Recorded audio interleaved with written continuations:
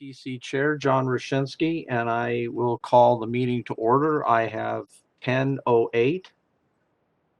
We will take a quick roll call of the members to establish a quorum.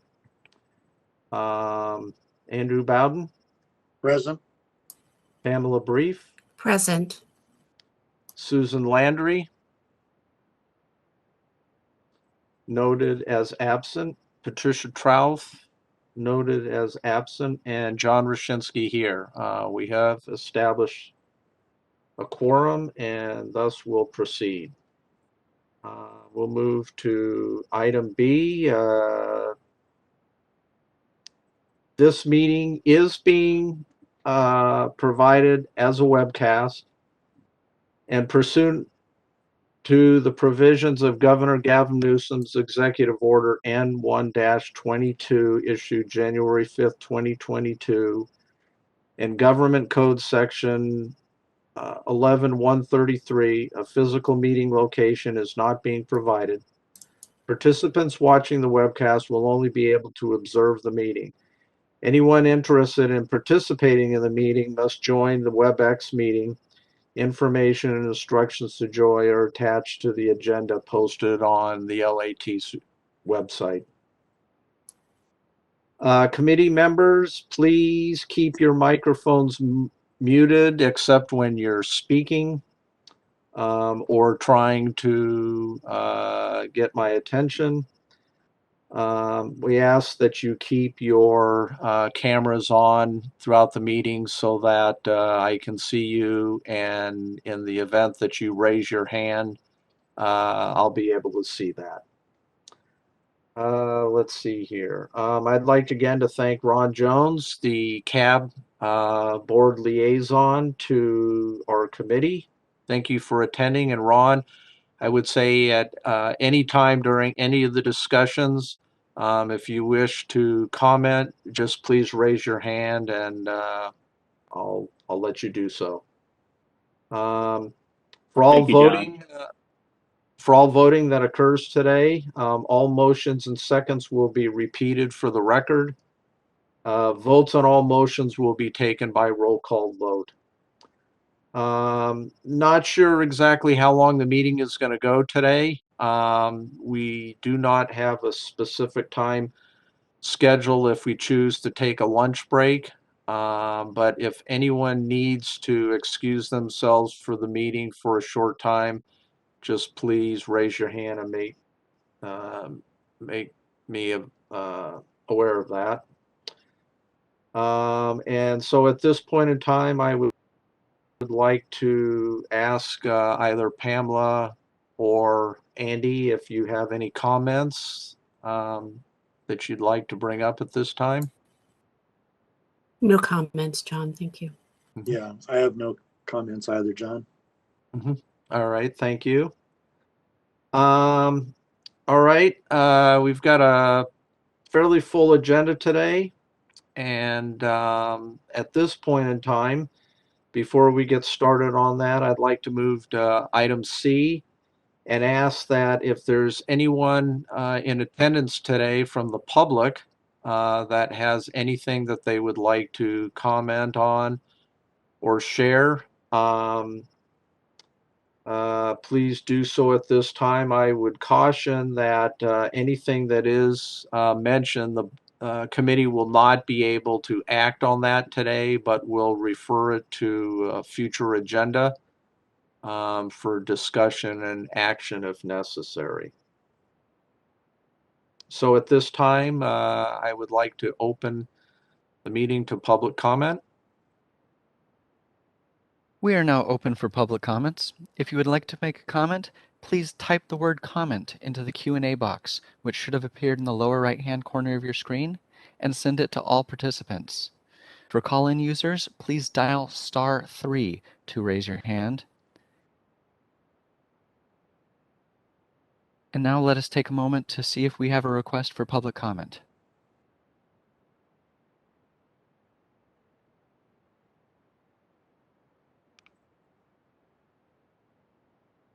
Again, as a reminder, please type the word comment into the Q&A box in the lower right-hand corner of your screen.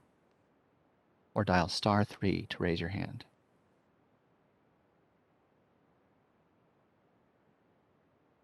Seeing no requests for comments, would you like to close comments at this time? Yes, please.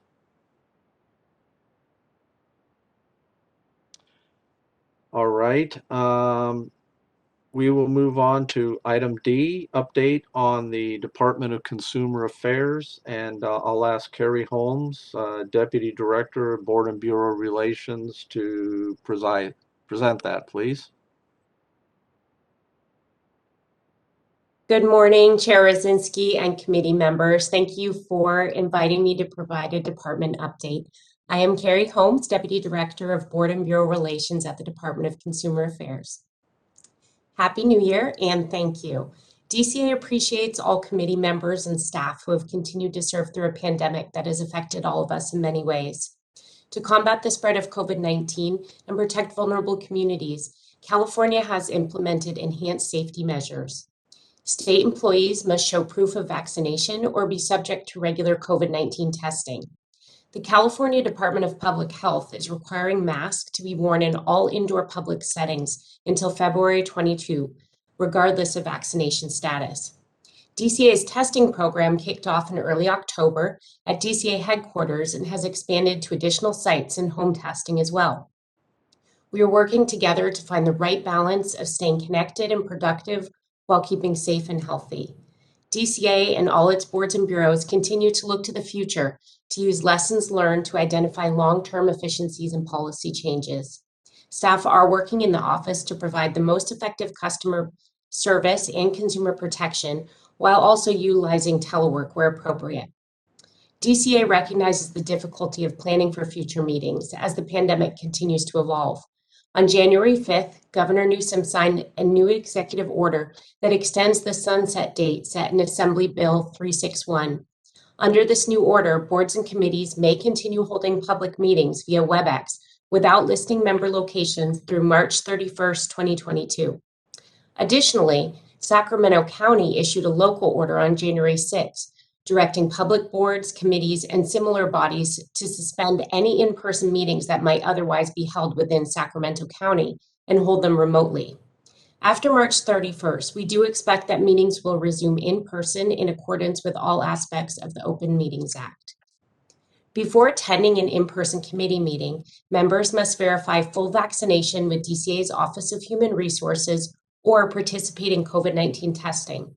DCA requests that all members submit their vaccination verification by January 31st to allow enough time to plan for COVID testing for those who need it. I want to express my appreciation for the flexibility of the committee members and staff. We don't know what additional changes to the law may come, and we will keep you updated. As a reminder, appointed board and committee members have training and paperwork requirements. Each year, we are required by law to file a Form 700 before April or face penalties from the FPPC. DCA requests that you file by March 18th. If any members need assistance, DCA's filing officer and legal counsel are available to assist. As always, Board and Bureau Relations is here to help. If there's anything I can do, please reach out. This concludes my presentation, and I'll hand it back over to Chair Raczynski. Sorry. That's all right.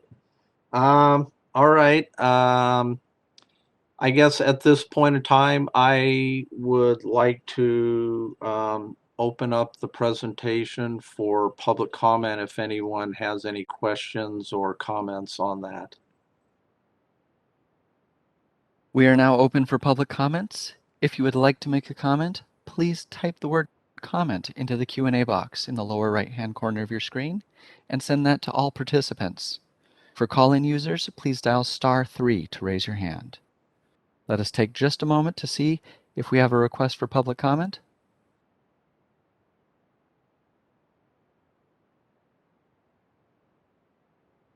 And just to repeat the instructions, please type the word comment into the Q&A box in the lower right-hand corner of your screen and send it to all participants. Dial-in users may dial *3 to raise their hand.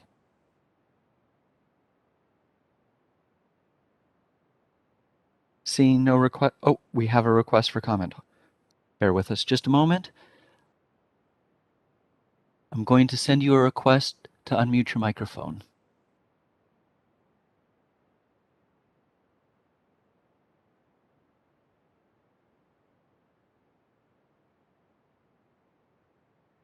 Marcia Scott, I'm going to send you another request to unmute your microphone.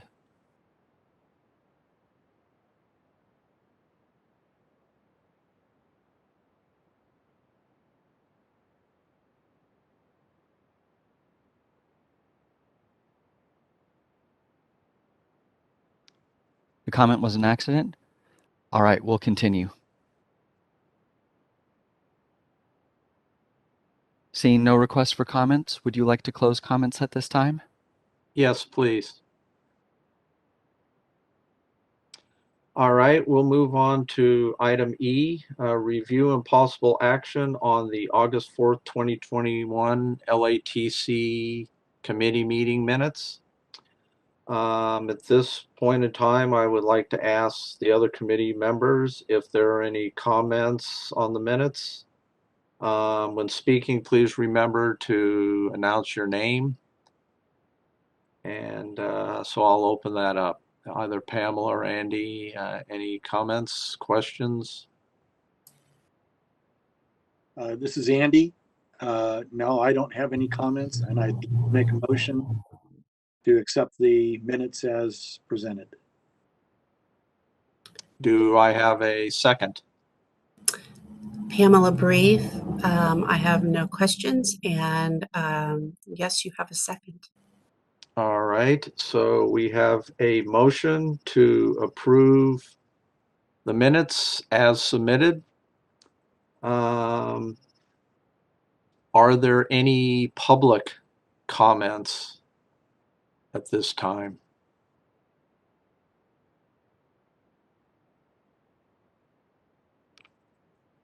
We have opened for public comments on the meeting minutes.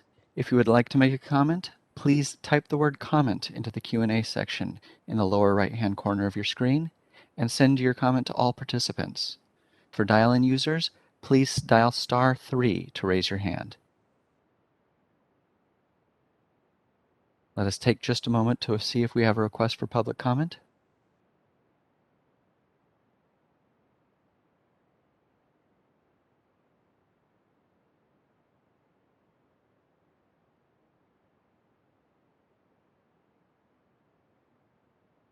Seeing no requests for public comment, would you like to close public comments at this time?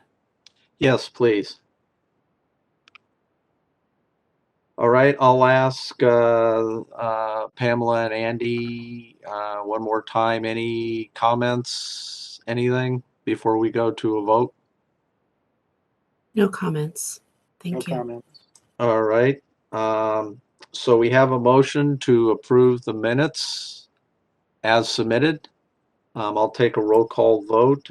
Pamela Brief, Aye. Andy Bowden, Aye. and John Roshinsky, aye. The motion carries unanimously. All right, we will move on to item F, Program Manager's Report. Update on LAT's Administrative Management Examination Licensing and Enforcement Programs. All right, Trish Rodriguez, if you could give us the update. Hi, good morning, everyone. It's been since August, since our last meeting. So it's nice to finally meet again. And I'll just start out by acknowledging that this wasn't initially intended to be a 2-day meeting where we were going to conduct strategic planning on our second day. So with the hope of being able to have that strategic planning led by DCA Solid in person, we have we plan to reschedule that to sometime after March 31st. So I'm looking forward to seeing everybody in person then. I'll start with business modernization and just update that this project is on track, and staff will commence working with OIS in early spring of this year. We also have the board's meeting coming up on February 18th. So when we get to agenda M, reviewing the schedule, we'll identify if there is a committee member that will be able to attend that meeting.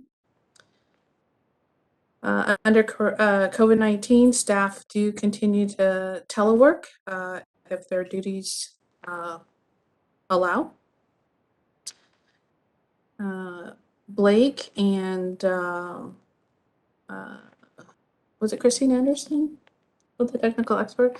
Christine Anderson presented an outreach presentation at UC Davis on November 9th. So we've included the student survey in the program manager's report. The presentation is always received very positively. We continue to, we are currently recruiting for the office technician position, which is the licensing administration coordinator position, as well as the limited term associate government or program analyst position to assist during business modernization. We currently have 223 followers on social media, so that goes up a little bit every quarter. And Courtney took the WebEx co-moderator training, so she's actually co-moderating this meeting today. Thank you, Courtney.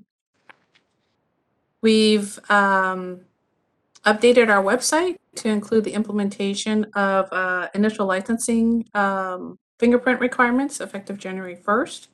We've updated the website to include the new layer dates and updates to our regulations. I'll start with the updates to our regulations with Business and Profession Code 5659.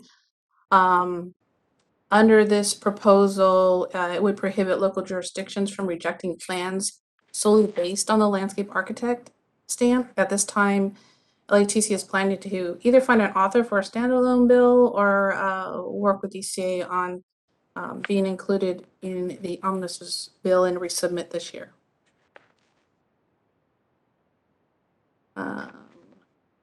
California Code of Regulations sections 2611, abandonment of application.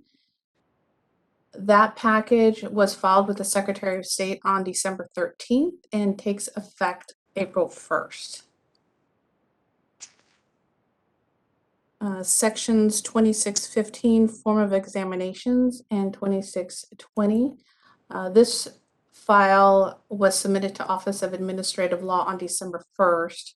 However, the assigned OAL attorney advised on making minor changes to the language, which would require a 15-day notice to the public in order to proceed with the rulemaking, which began the 15-day comment period began January 24th and ends on February 9th.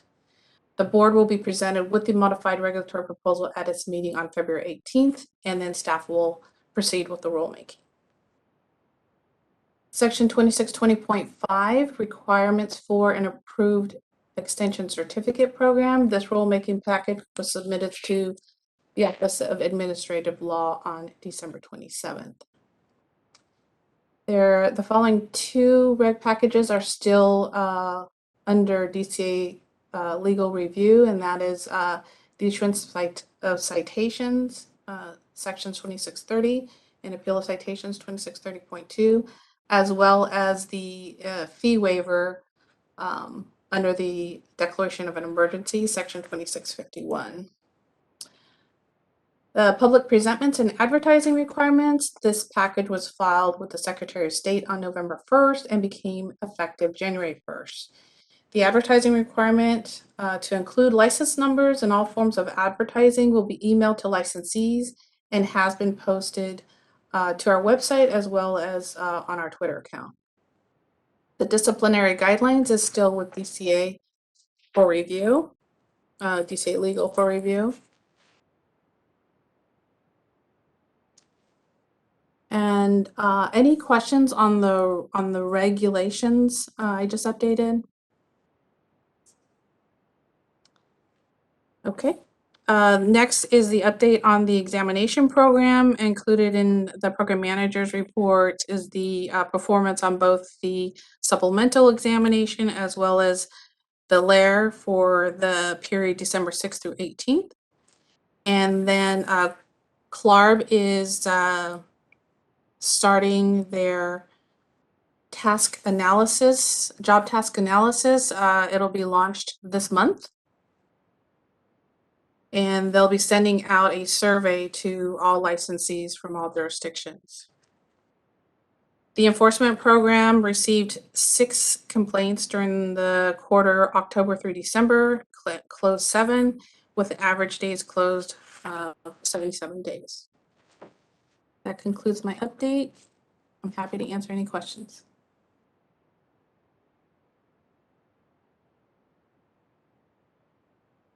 John, you're muted. Sorry. Pamela or Andy, any questions or comments on Trish's presentation? Pamela, brief. No questions at this time. Just a thank you to Trish and staff for their work. Andrew Bowden. Yes, I do have a question, Trish. Let me kind of back up here. Find it again. So when we talk about Business and Professions Code, Section 5659, inclusion of license number requirement, and it down at the very bottom of the of this page, or near the bottom of the page, it says, at this time, LATC is planning to find an author for a standalone bill and resubmit in 2022. So what is the process of that? I mean, how does that, who is finding this this author? Is it staff that is trying to do that, or working? Yes, I'm going to ask if Laura could chime in on the process. Sure. Yeah, Andy, it would be staff finding it. So I have the language being drafted, and we're kind of in the bill introduction period right now. So we'll continue to work on this issue. So we had some, it was originally in an omnibus bill last year, and there was just concern about kind of goes into the jurisdiction of another committee that we don't typically send our legislation to. So just will require a little bit of work, but definitely something the staff will be doing. And do we anticipate this being a successful endeavor, that we're going to be able to find somebody to author the bill and take it through? I am hopeful. So I have heard in talking with some other associations that there isn't, people are sponsoring less legislation this year. It's a much quieter year, and so that could be a factor. So there's the possibility it could be extended to be part of our sunset report, which would be submitted in about a year, and is often a time where changes to statute are made, and where this would be a good issue to suggest if we aren't able to, but that doesn't mean I'm not going to keep working on it for this year. Okay, thank you very much. I just have a comment on, and it'll be for discussion at a later time, but just reviewing the recent LATC exam program, the CSE performance. I noticed that for the most recent, that the repeat candidates seem to have a pretty high failure rate, or continue to have a failure rate. And so I know that OPEZ is in the process of working with us on the CSE exam and updating that. And so I think that is definitely fodder for an extensive discussion with them on what the causes may be for that high failure rate.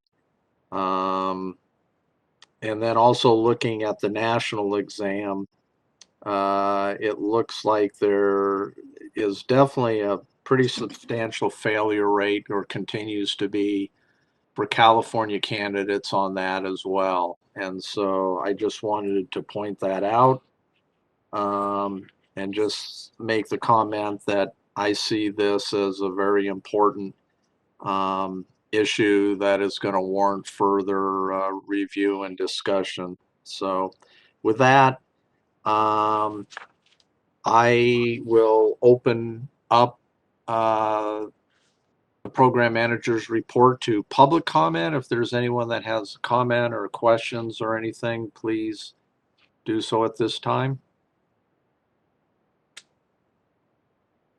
We have opened up for public comment on the program manager's report. If you would like to make a comment, please type the word comment into the Q&A box in the lower right-hand corner of your screen and send that comment to all participants. If you are a dial-in user, please dial *3 to raise your hand. Let's take just a moment to see if we have a request for public comment.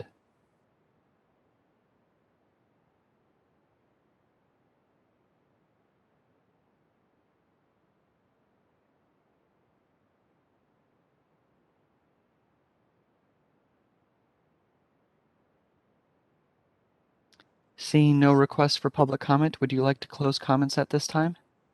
Yes, please, and thank you. All right, it looks like we can move on to item G, discuss and possible action on the committee's annual budget. And I will ask Harmony DeFilippo to present this item.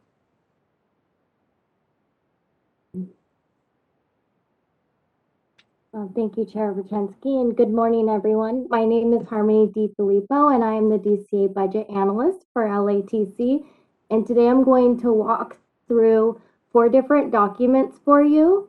And this is going to be attachment G1 through G4.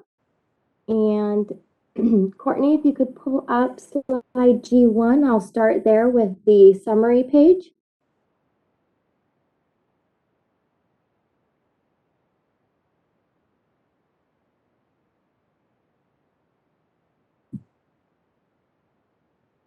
I'm sorry, I'm going to need a couple seconds to pull that up. I don't think it's included already in this PowerPoint. One moment.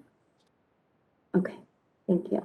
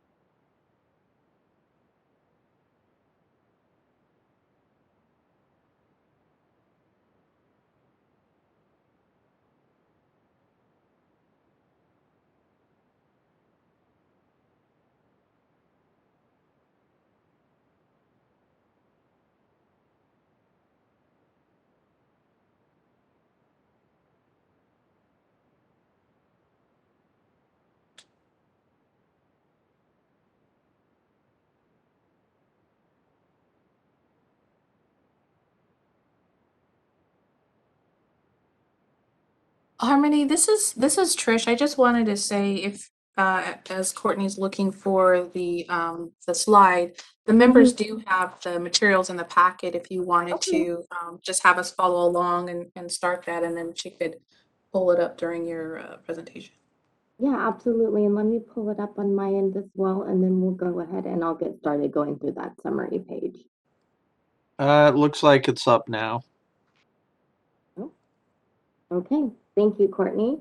So the first page here is just kind of a high-level overview summary, and I'm going to go into more detail when I get through to the other slides. But here it shows you for the revenue for the committee, the estimated revenue of $846,000. We are currently projecting to year end at $844,000, and that's really what we want to see. They're very close in numbers, and I'll go over that in a little bit more detail in another slide. The next section below is your expenditures. So it shows the committee's appropriation of the $1,293,000, projected to year-end expenditures of $1,128,000, which is a 12.74% reversion of about $165,000. And if you could go ahead and Scroll to the next slide, please.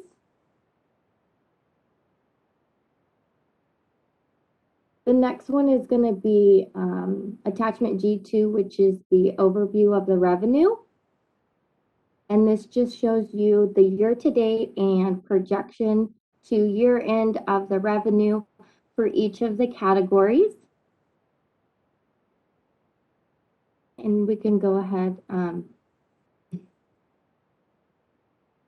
move to the next slide, which will be G3, which is the overview of the expenditure projections.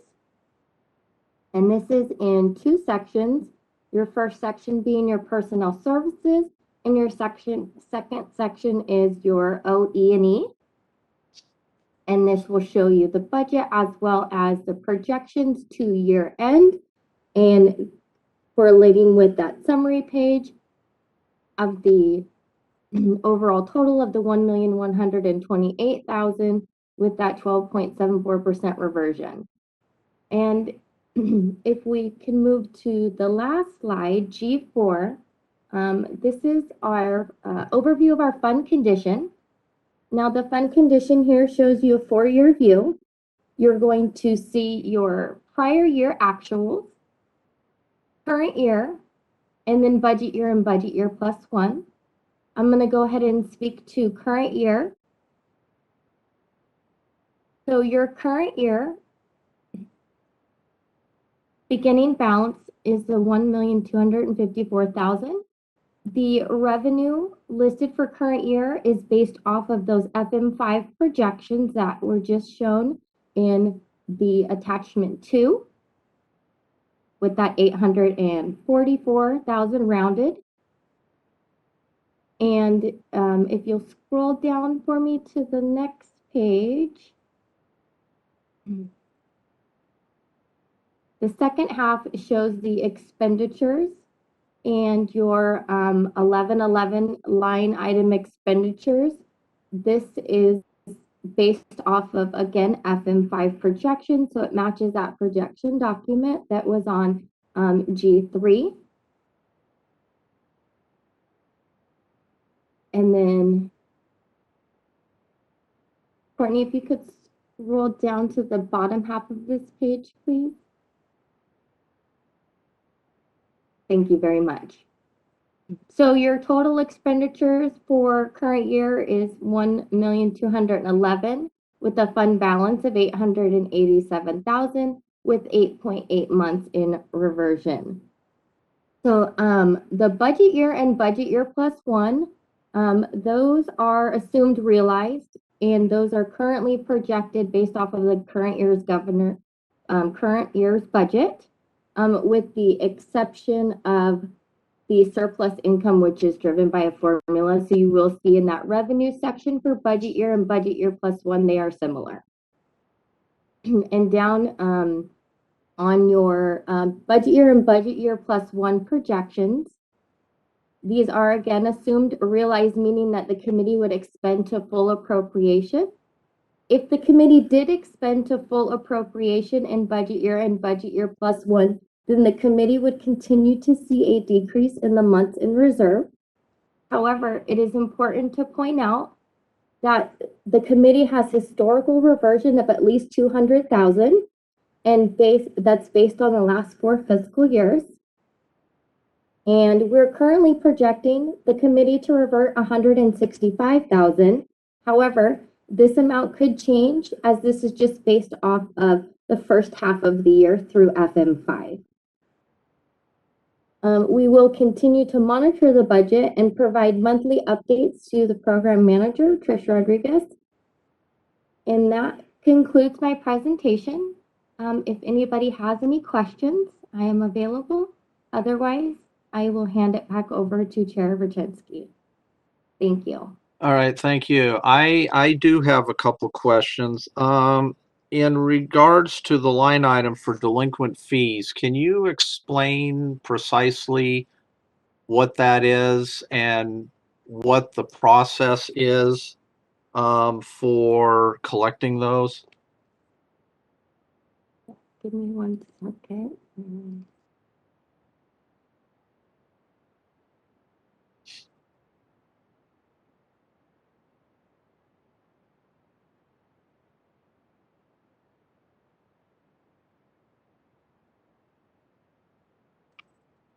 Okay, so the delinquent fees category is based on the delinquent renewal of landscape and architect.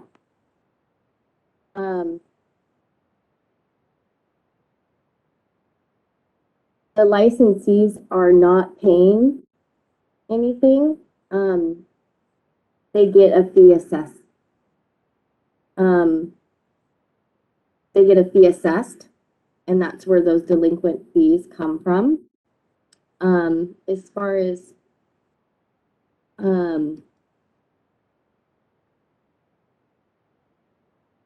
give me 1 second, sorry. So it's a percentage of the fee amount. And so if they're not paying, the licensee is not paying, they get a fee assessed based on the percentage of that fee amount. Okay, and so essentially what that is that represents practitioners who have let their license lapse, have not made an effort to renew it, and because of that, they've missed the deadline, and so there's a penalty being assessed should they choose to renew, correct? Yes, that is correct. And I can also ask Trish if you want to speak a little bit further to the process. Sure. So basically, if a licensee renews 30 days or it's 30 days past their expiration date, they're assessed half of their renewal fee, which is $200 for a late fee. Mm-hmm. Okay. All right. And I guess just a quick question on that. I know that there are renewal notices that are sent out to the licensees informing them the deadline and the penalty period. Is there at any point where LATC sends another notice to them saying you're in default basically and that your license is going to be suspended unless you respond immediately? John, we sent out a reminder 90 days before and then 30 days prior. And they now have the option to also renew online. Right. We do not send a reminder after they expire, letting them know that that's potentially going to happen. We just send the reminder before. Okay, and so I'm assuming that at the end of the grace period, so to speak, LATC considers their license suspended. Is that correct? Expired. Expired. Okay. Okay. All right. That answers all my questions. Oh, Andy, Pamela, and either of you, Andy? Yeah, let's get back to that delinquent fees column there again, just real quick. So in the prior year, it was is that $10,000? Is that what that represents? And is the current year the 11, I'm assuming that's 11,000. That's estimated? Yes, so for current year, those are based off of the FM5 projection. So it includes year to date and projections through the end of the year. Okay. So it is a projection. It's a projection. Okay, that's not what I'm trying to get at, because the only reason why I'm asking is that it's a higher number than prior year and then the years following. So I'm just trying to find out in my own mind as to why it would be higher this year, unless it's COVID related or something along that line. I know it's a projection, but I'm just trying to see now for that. Yeah, so budget year and budget year +1, those are based off of the governor's budget that was based off of current year. But after reviewing the projections of year to date so far and what we're projecting to come in, that's where we come up with that estimate for the 11,000. And again, these are just projections and these amounts could change as we continue through the year. Okay, thank you very much. That was my question. Of course. So I guess in some respects, if everybody renews on time, then that is a small source of income that would be lost to the budget, correct? We would not be able to count on that line item. Yes, it does depend on the licensees. Okay, I guess that was a rhetorical question. So anyway, all right, if there's no further questions or comments from the committee. John, I have a question. Pamela Okay. Brief. Pamela? Just to clarify on this, and not to run this into the ground, but Harmony, if we go to the G2 attachment, and it's fiscal year 2021 to 22, starting July of 21 and then going to this year in June. Am I correct in assuming that the items that are showing on this document for July through December of 2021 would be actual amounts versus projections? Is that correct? Yes, so it's and this is based on FM5, so July through November are your actual numbers, and then the projections are estimates from December through June. I understand. Okay. Hence the 800 projections, which we normally get. So it should be noted, since we're showing that 11,000, obviously because October was 1,000 and November was 2,000, those were much higher than the average 800 that we estimate, and hence that would get us to the 11 that we're showing in the budget. Yeah, and the projections are based on a conservative average for that July through November. Right, of the 800, yeah. And definitely bumped up in October and November significantly. November with 2,000, of course, yeah. Okay, interesting. And yeah, like Andy says, it definitely could be a COVID-related item here, perhaps. But yeah, that makes sense I just wanted to note that is kind of one reason that we're hitting that 11,000 number in the budget versus the lower numbers. Yes, it could play a role in that, and depending on how the rest of the year falls as well. Of course, yes. Okay, thank you, Harmony. Of course. Welcome.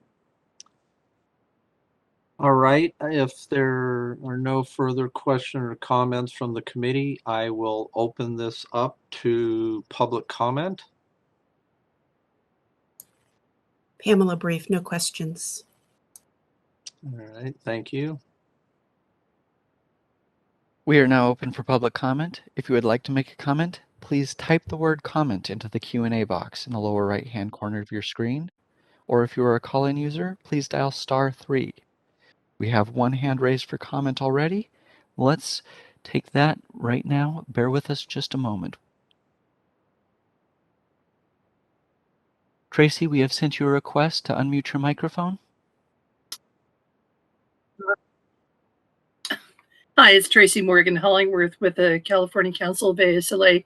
I actually sent an email to Trish asking if she could explain who the two vacancies are right now of the staff. That was in the very first part of your financial report. Okay. The office technician position, our receptionist, if you will, our admin licensing coordinator, that position was vacated in November. And so we're in the process of recruiting to fill that position. In fact, interviews are scheduled next week. And I hope to have that filled within the next 3 to 4 weeks. The limited term associate governmental program analyst is a new position that we were approved to establish for 24 months to assist staff during the business modernization efforts. Great, thank you.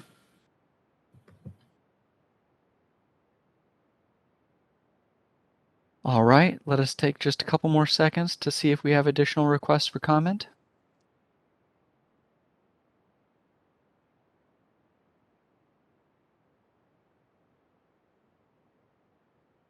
Seeing no request for comment, would you like to close comments at this time? Yes. And I do have a general question for Trish. Is there anything on this item that requires a vote? No. All right, thank you. All right, with that, we'll move on to item H, review and discuss 2021 legislation. And I will ask Laura Zuniga to present this. Good morning. I'm just going to give an update on AB 1010, which the governor signed last fall. So this is imposing an additional continuing education requirement for architect licensees. It'll be an additional 5 hours in the topic of zero net carbon design. So that'll start January 1 of 2023, and the board will need to adopt regulations by July of 2024. So it'll be now the board will have a total of 10 hours. So staff started working on the regulations, and where we are right now is really trying to define the term zero net carbon design because the statute itself didn't really define it. And so that's currently where we are with this one. The board's professional qualifications committee will probably meet again later this spring to further discuss this item. Does anyone have any questions? I guess my only question would be, has the board received any inquiries from possible people who would be offering this particular education or inquiring about setting up classes, that type of thing on this? Well, that's a good question. I don't know if we received inquiries from people interested in offering it. I know AIA California was the sponsor of it, and they indicated they would offer classes. We sent out a notification to licensees just that the bill had been signed, and we had lots of unhappy comments from people with an additional requirement and why the existing requirement ADA wasn't modified. So probably as we get a little bit closer, we might have those questions. The statute doesn't require the board to approve the providers, but will list kind of the framework maybe that a course needs to meet in order for us to accept it. Okay. Okay, thank you. Pamela or Andy, any questions? Oh, and it looks like staff are telling me that we have had a few providers already ask about it. So yeah, there is interest. Andy? No, I have no question. Okay. Okay. Pamela, I have no questions. All right, thank you.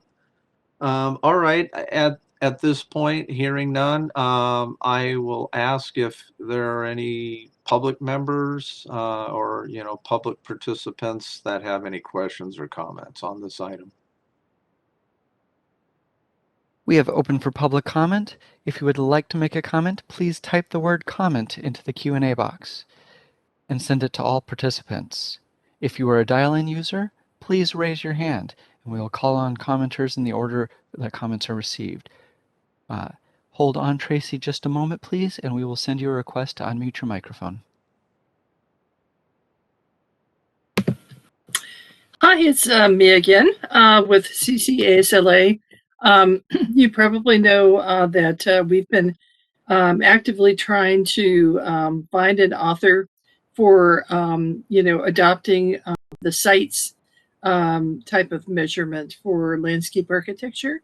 In the state legislature, one of our CCASLA directors, Joy Lyons, is particularly familiar with one of the state assembly members. Had a meeting with her.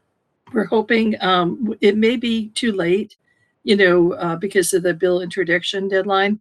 But I just wanted to keep you in the loop that we're really trying to see whether we can get, especially since the governor has embraced, the carbon neutral, type of policies. And whatever LATC can do to support us, if we do find an author, we would certainly appreciate it.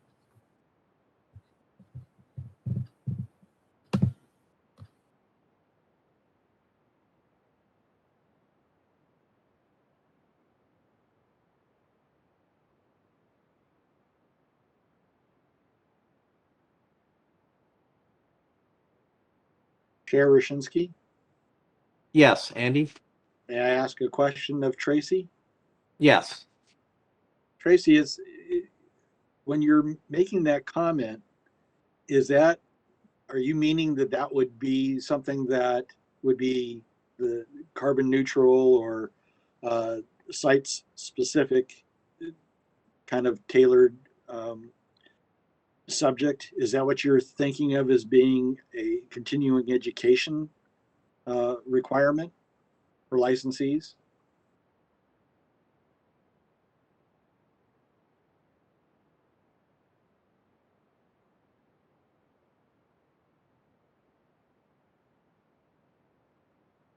I think Tracy needs to be unmuted. You feel so helpless when you can't unmute yourself. Well, Andy, it's something that we thought we could incorporate into maybe the building codes. I know the governor has a different, he has a myriad of different policies that he's moving forward with, and we thought if we could at least, we had informal conversations with the resources staff to try to adopt sites, just, adopt it outright as more of a regulatory type of thing for when, say, public facilities are being built. And then that way they can incorporate it into their state, building facilities, kind of guidelines or measurements, and then see whether we could have it then eventually go into the private sector. So it's really more meant to get the public, like the GSA types of organizations, to embrace it, like the green building standards that the state has right now. I think that was the thrust of it. Okay, thank you. That answers my question. Okay.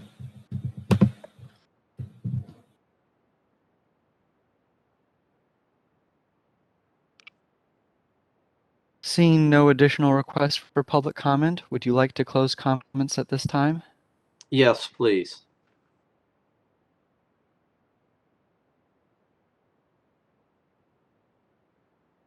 All right. Thank you, everyone, for that. We will move on to item I, presentation by DCA Office of Professional Examination Services on examination performance statistics for sections 1 and 2 of the landscape architecture registration examination. And I will ask Trish to present this.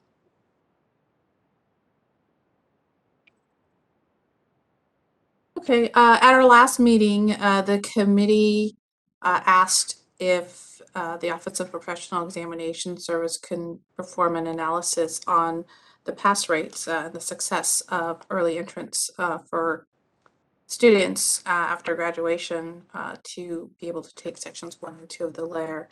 And so Robert Calvert from the Office of Professional Examinations will present their findings. Robert? Hello, everybody. See if I can get everything sharing correctly, and we'll go from there.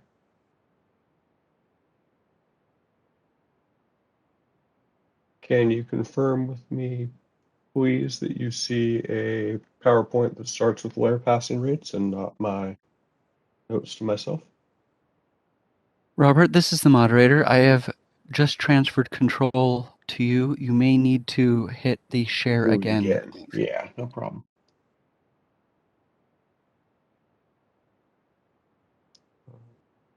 So that should give us there. Okay, can we confirm that we're good to go? You are good to go. Wonderful. Good morning. My name is Dr. Robert Calvert. I'm a research data specialist at the Office of Professional Examination Services, or OPS.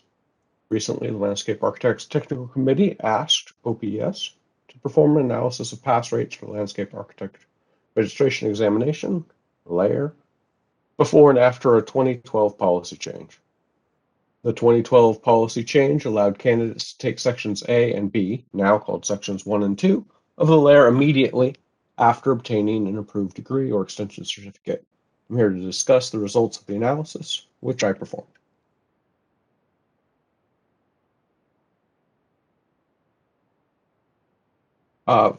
Those who may not be familiar with our office, we are a unit within the Department of Consumer Affairs. We exist to help clients develop licensing examination programs that are legally defensible, valid, and fair.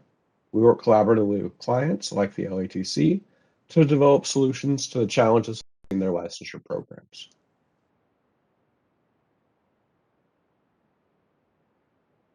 As you may know, there are 4 sections of the layer, formerly designated A, B, C, and D.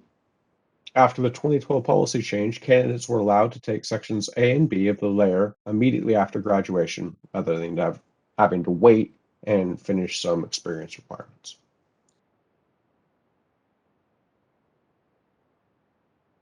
Here's a timeline which shows the 2012 policy change, as well as subsequent modifications to the layer. So the OPS could analyze the impact of the 2012 policy change on pass rates. The LATC provided OPS with the passing rates for administrations of the layer between 2010 and 2014. Data has been aggregated, so individual level of analysis was not possible. OPS analyzed the difference in pass rates between the candidates who took the layer in 2010 to 2012, prior to the change, and those who took it 2013 2014.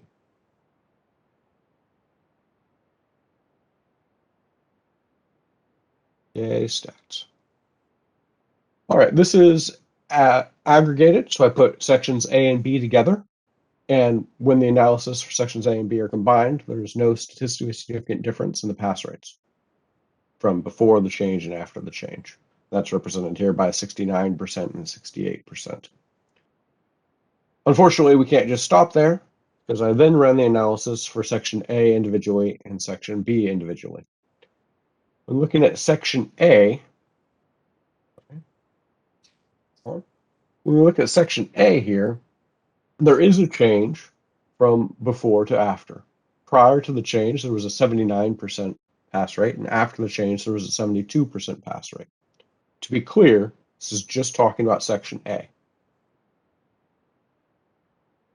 We now need to jump a little bit more into that and decide how can we analyze the situation. So, however, there are differences in the 2012 to 2014 date range, and these variations, together with other factors, produce a less stable situation for evaluation of pass rates. And what I mean by that is, as we look at this graph before, the pass rate's relatively low, it jumps up for a little while, it comes down for a little while, okay? We're not sitting at like a nice stable 70-something%, and then it dropped to a stable 60-something%. I would describe these numbers as relatively unstable, and that's important for a later portion of this analysis. So what I need you to take away from this graph is not stable. Okay. Loosely speaking, if we're going to ask about a change years later and try to decide if what we changed as our policy had some effect, we would like a stable situation and a big change. We would be very confident if that was the case that our change likely had some effect. In the inverse, with a less stable situation and a smaller change, we can be less confident that what we did, our policy change, had that effect. I'm going to say this one more time because this is the crux of this analysis. Is the small but statistically significant 7% difference in the passing rates between the pre-2012 and the post-2012 due to the 2012 policy change? There is insufficient data to reasonably infer this. Why? First, the difference is probably not due to just the 2012 policy change, but also other factors. There are known factors such as small variations in difficulty, changes in test population, testing and education on the environment. This is what I mean when I say there's a less stable situation for program evaluation. Second, given the presence of multiple factors, the fact that the difference is small makes it unlikely that any one factor, in this case, the 2012 policy change, was the sole cause of the change in pass rates. If we had seen a larger difference, or if the situation for the program evaluation was very stable, it would be more probable that the 2012 policy change had a significant effect on pass rates. But in fact, we saw a relatively small difference, and the situation for program evaluation is less stable. Because this evaluation was a quasi-experimental design, which we can't control for the multiple factors, the data is not strong enough to support the conclusion that the 2012 policy change caused a change in the pass rates for Section A. In addition, recall that the analysis for Sections A and B, when they are combined, shows no statistically significant difference for the pre and post policy change. That concludes my presentation, and I am available for questions if you have them. All right, thank you for that. I do have a couple of questions. If we could go back to the chart, let's see, this, yeah, that, the next slide. Next slide. Yeah. Sorry, this one here. Yeah, Yeah. this one here. If you look at the specific dates, and what I would look here, like after the change in the regulation, it looks like both August, which in my mind would be if someone graduates, say in June, and they attempt to take the exam immediately after graduation, which would probably be in this August timeline, it looks like the pass rate is slightly worse, if not significantly worse, than say if they waited 6 or 8 months to December, where the pass rate improved significantly based on that. Is there any thought or correlation about not just looking at what the overall mean is post the regulation change, but specifically maybe when the candidates are actually taking the exam after graduation? So we did not analyze that with this. Step one. Step two, this is, 10-ish years ago. Mm-hmm. So if we're trying to apply to today, there are likely many other factors that would come into our analysis. Right. With reference to your conjecture on the August being right after graduation, there are programs in which what you're saying is absolutely true, that there are seasonal effects on the pass rates based on who's taken in population-wise. Mm-hmm. In this case, I am somewhat skeptical that that is the cause, and the reason for that is it was a new policy change. You have a lot of people who are building up their experience right before this anyway. So Mm-hmm. it wouldn't just be an influx of only new candidates. Right. Going back to a previous analysis for you, the number of people who take both of these at the same time is very few. Just to begin with, like we're talking maybe 10 people. So the population that we're interested in, for which this policy change would have an effect, and they got straight out of school and took both of the tests, is very low. Now, for that group, we do know some things about their pass rates, but again, it's very small. As it relates to this particular graph, I would point out that September 2012, prior to the pass rate, I'm sorry, prior to the policy change, is also relatively low comparatively to recent points. And had we changed the policy in September of 11, you would look at that and be very concerned. We didn't, but drawing a line arbitrarily on this graph, because it isn't very stable, in most places where you draw a line, you would be potentially concerned at what came after it. Mm-hmm.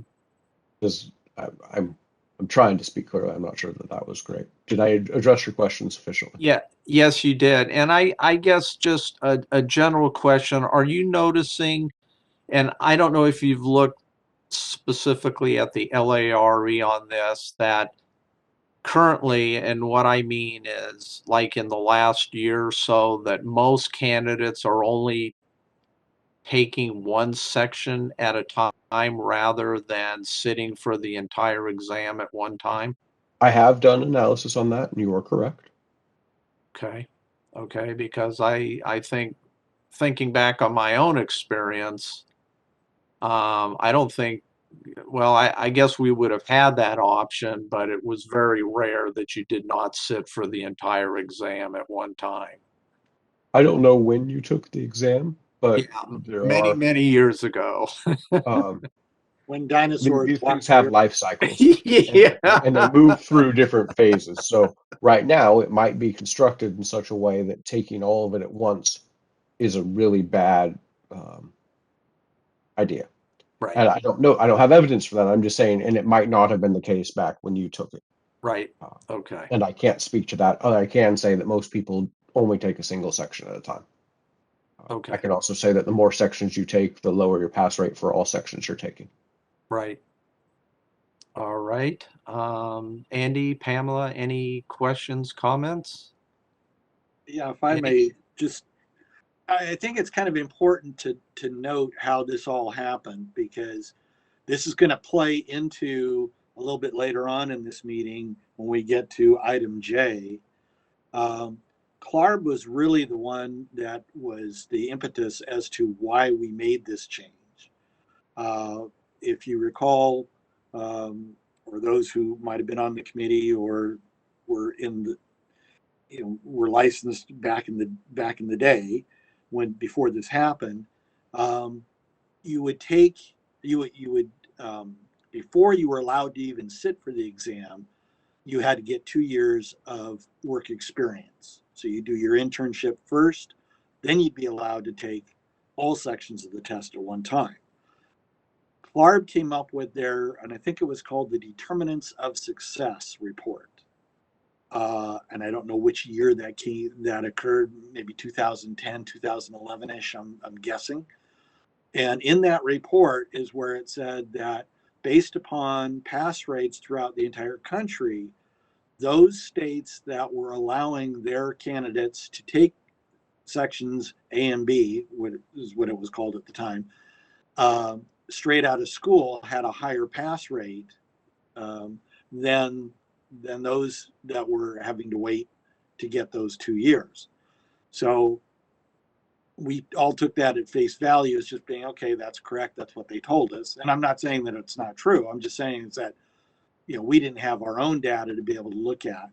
Now we do have data that Dr. Calvert has just presented to us. And again, it's interesting to know what is covered in those sections, sections 1 and 2. Section 1 is project and construction management, and section 2 is inventory and analysis. So if we look for a second as to those two topic items and what would be covered in those two topic items, project and construction management, typically you would get that training after you've done, or during your internship, I guess is what I'm trying to say. That's when you would get that kind of work experience. You wouldn't necessarily gain that experience in school. You're not necessarily going to have construction management experience in school.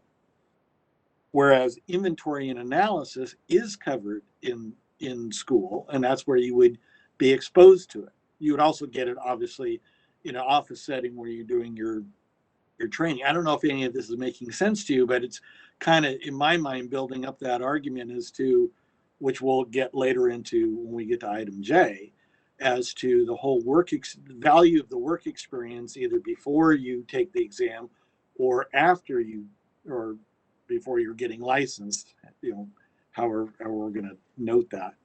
So I just wanted to get clear as to, in my mind, that the work experience component plays a lot into the pass rates and the beneficial, or the benefits that one gains by getting that work experience under their belt before they take the exam.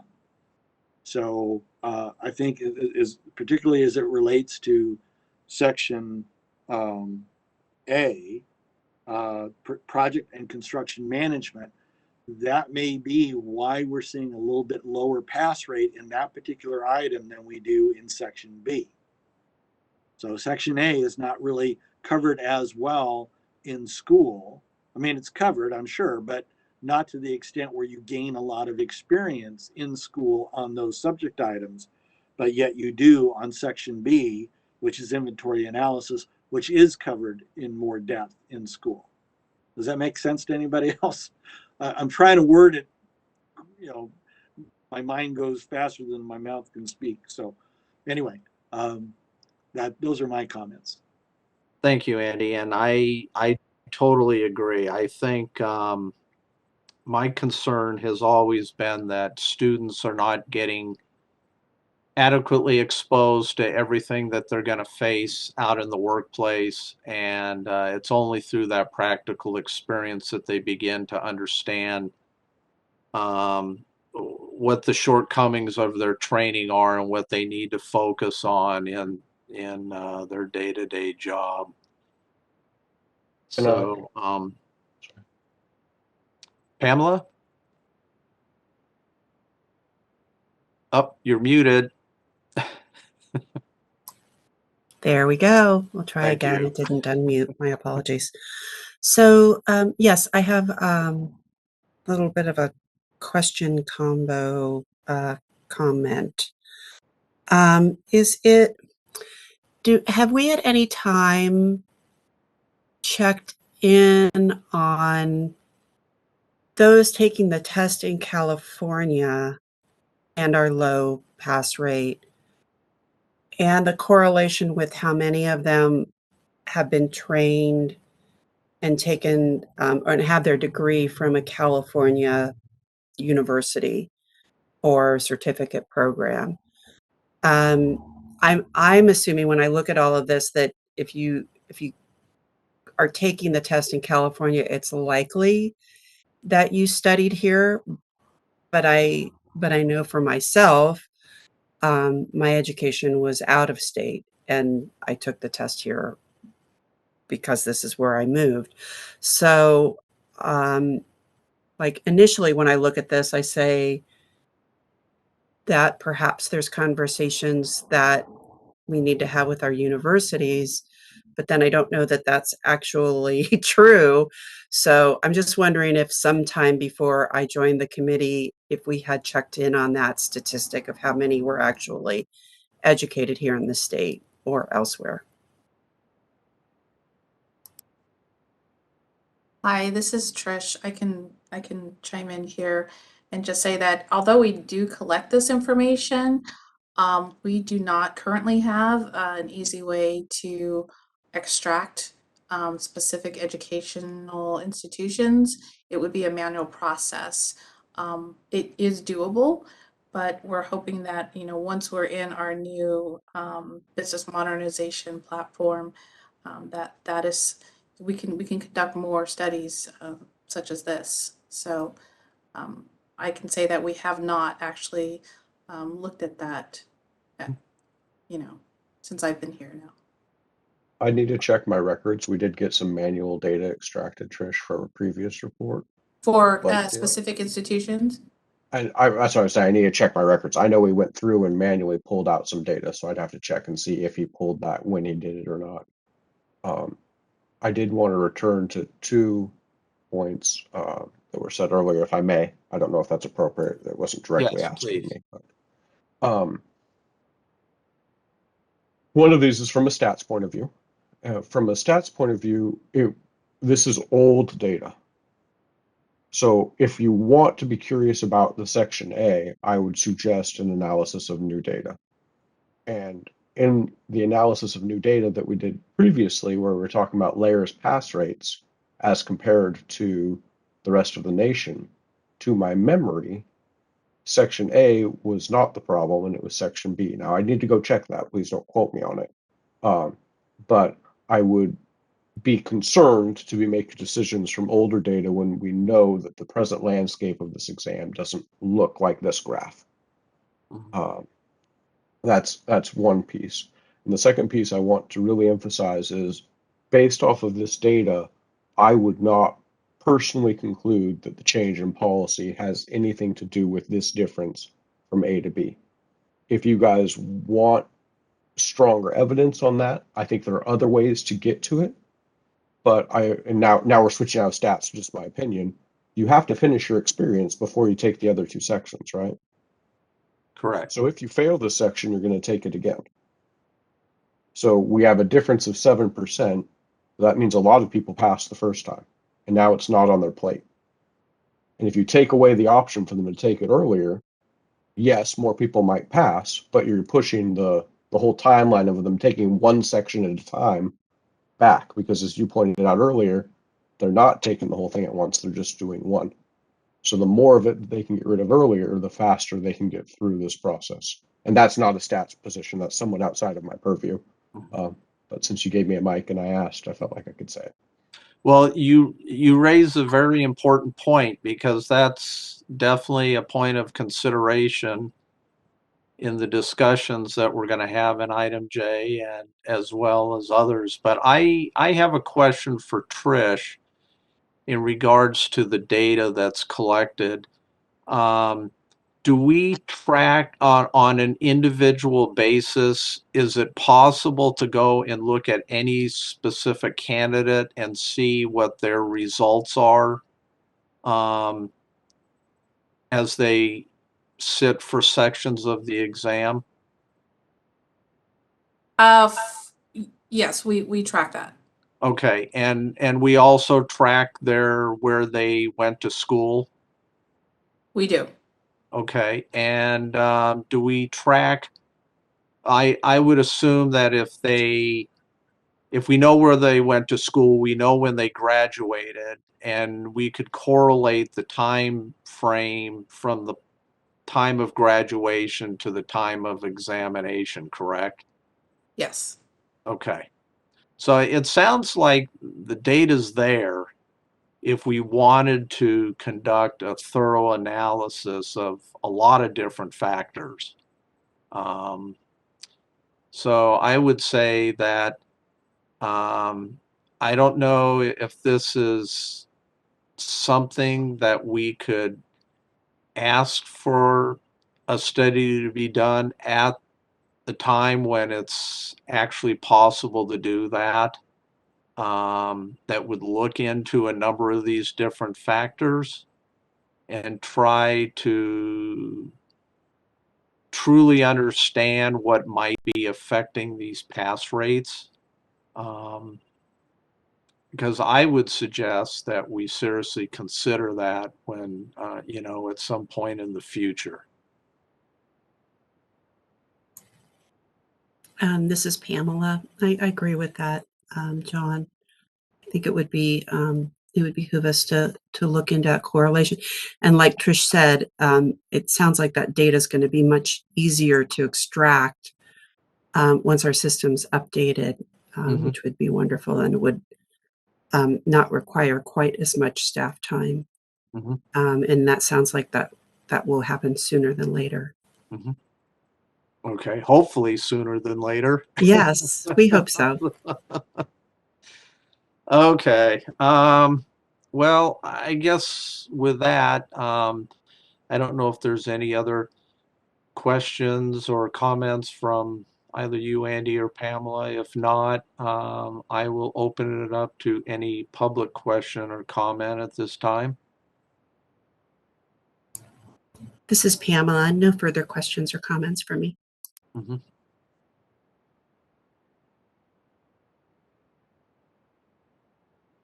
All right.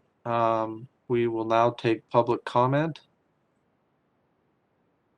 We are now open for public comment. If you would like to make a comment, please type the word comment into the Q&A box and send it to all participants. We will be displaying instructions on the screen momentarily. If you are a dial-in user, please dial *3.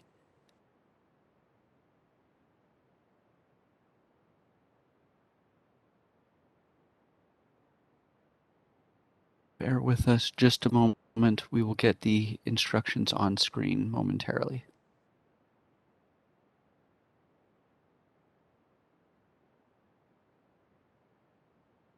All right. So once again, please type the word comment into the Q&A box and send it to all participants. If you are a dial-in user, please dial *3 to raise your hand.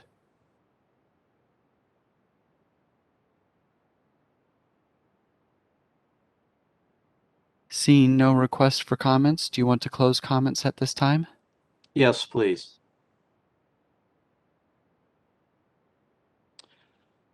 All right. The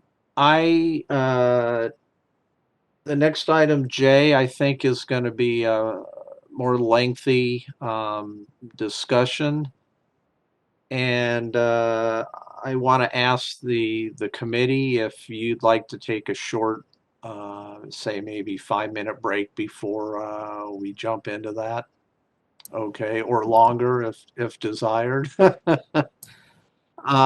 Okay, why don't we take a 10-minute break? I've got 11:28, so why don't we say at 11:35, we'll split it in half. We'll be back. I give ourselves 7 minutes here. So we are on break until 11:35.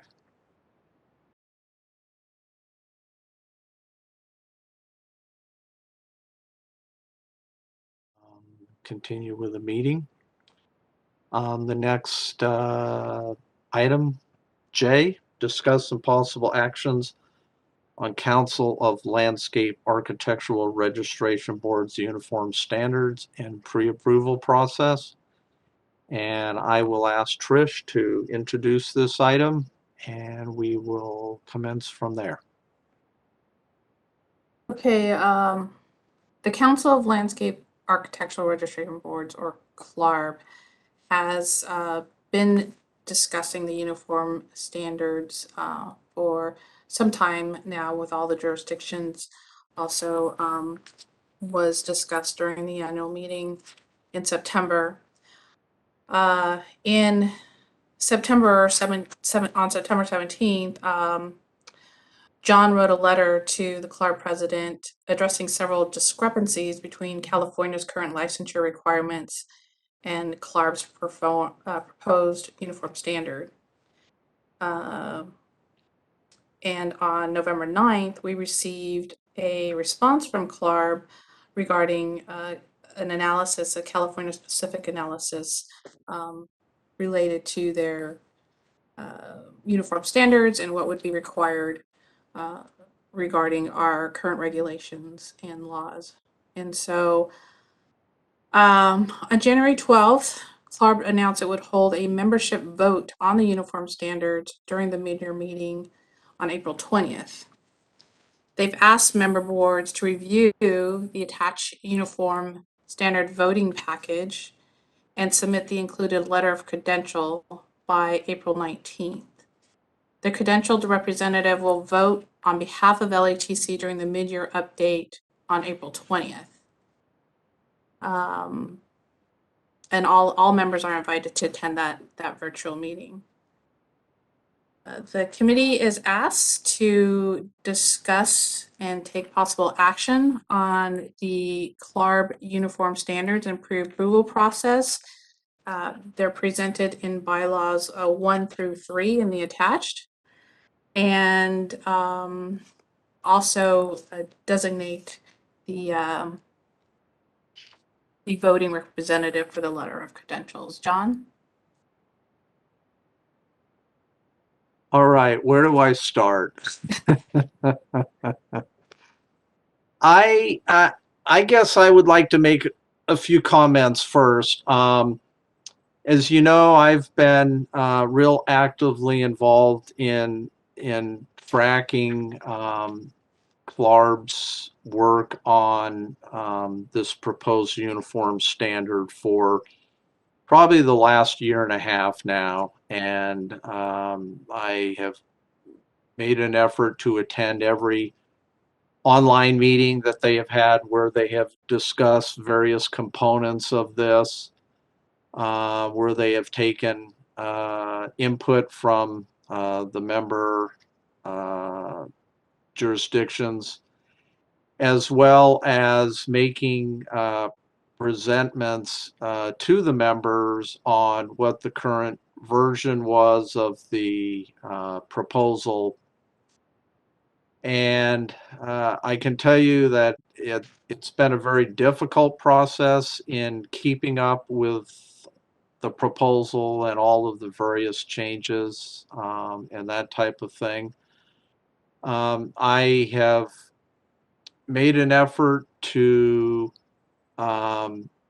think very carefully about how to respond when we have responded to CLARB on their proposal, and have taken every opportunity to register our concerns with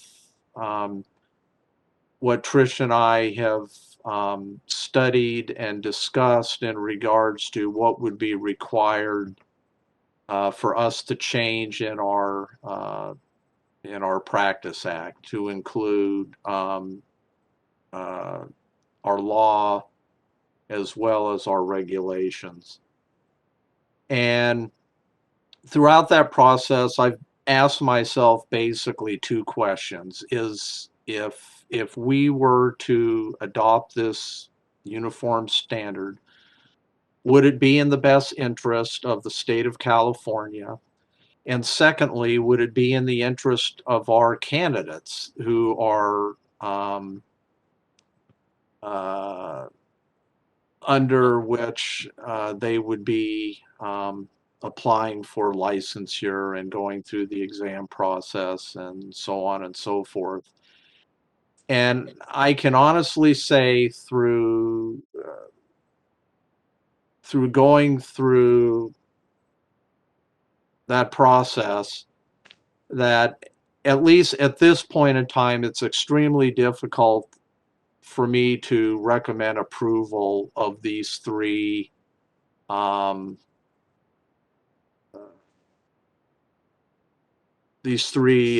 resolutions.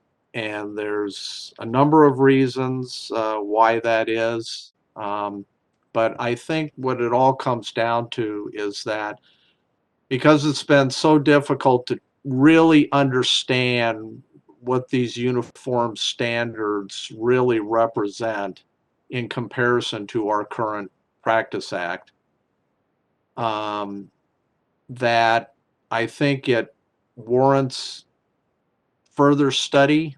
I think it warrants further information from CLARB to clarify some of the items that we may discuss this afternoon.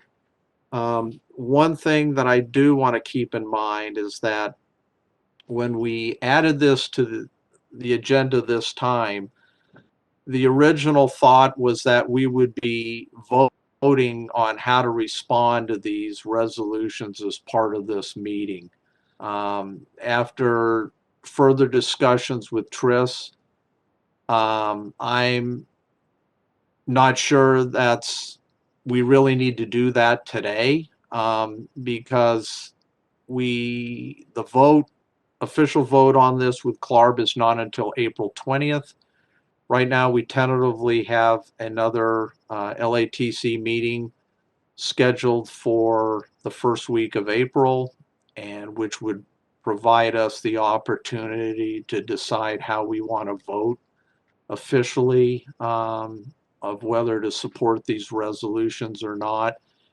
And so for that reason, what I want to suggest is that we continue with a short discussion today to answer any immediate questions or make any immediate comments, but hold off on voting on how we want to respond to the resolutions for the April meeting, to allow ourselves more time to look into this a little bit further. Another reason also is, unfortunately, Patricia and Susan are not able to be here with us today, and I think it's extremely important, given the serious nature of this issue, that they be actively involved in that discussion as well. And this would also allow them more time to look into this and ask their own questions. So with that, I will open the discussion. I know one thing that I would like to do today is we can go ahead and vote or decide on the letter of delegate credentials who Our representative will be for the vote. I think we can safely do that. And then as far as the rest of it goes, we can conduct a short discussion today on that, or table it to the next meeting. So with that, I will open it up to any initial comments, questions, concerns from either Pamela or Andy. Oh, and before we start that, just one thing. Earlier this week, there was another CLAR meeting that they held that specifically addressed what the member board should do to discuss this in preparation for the vote. And in that meeting, there was actually what I considered a significant change in what they're proposing as far as education and experience credits go. And that has left me with several of my own questions that I need to reach out to them for clarification on. And that's kind of representative of the way the process has gone, as it seems that there's been ongoing changes as they've fine-tuned this. It's always been really difficult to figure out exactly what some of those changes have been based on. So with that, I'll open it up. Pamela Brief here. I just have one comment in as I was reading all of the information from CLARB, and I think it kind of ties into and reinforces your letter, John, is that they keep talking about the diversity and equity component, and that they're providing for increased equity, and yet they're requiring more years. So it doesn't seem to me in reading this that they have proven their case for providing an increased equity and access to licensure. I don't know where we take that. I mean, I think in not proving that sort of leads us to not accepting this. But that's upon first pass through this, and is just my take on what is a very lengthy document, and in that I don't see their case really proven at any point. Those are my 2 cents. Andy? Thank you, John. I agree with Pamela, and that's she had some good points there. I think one of the things that's important, and again, I might have brought this up before, probably have brought it up many times before, but I think it warrants bringing it up again. It's always been one of these things with me that you kind of have to know where you've been to kind of understand where it is you need to go. So the reason why California has adopted the pathways that we have is because we used to have the State Board of Landscape Architects, and that was sunsetted. And the reason why it was sunset was because the legislature at that time felt that we weren't offering enough pathways, and we were criticized for it. And then when we became the LATC under CAB, we went through sunset review, and in sunset review, again, it was brought up with, well, what are you doing to increase the number of pathways? So we came up with the new pathways. We came up with allowing the associate degrees to be considered. We allowed engineers and architects to have their education and their experience, considered for licensure. I'm summarizing here, so forgive me.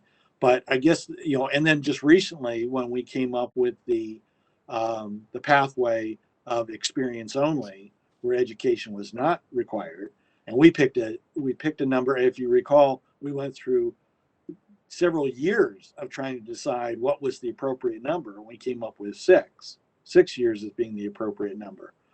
So when I'm looking through this this information that CLARB has presented to us, it's like our pathways aren't being considered.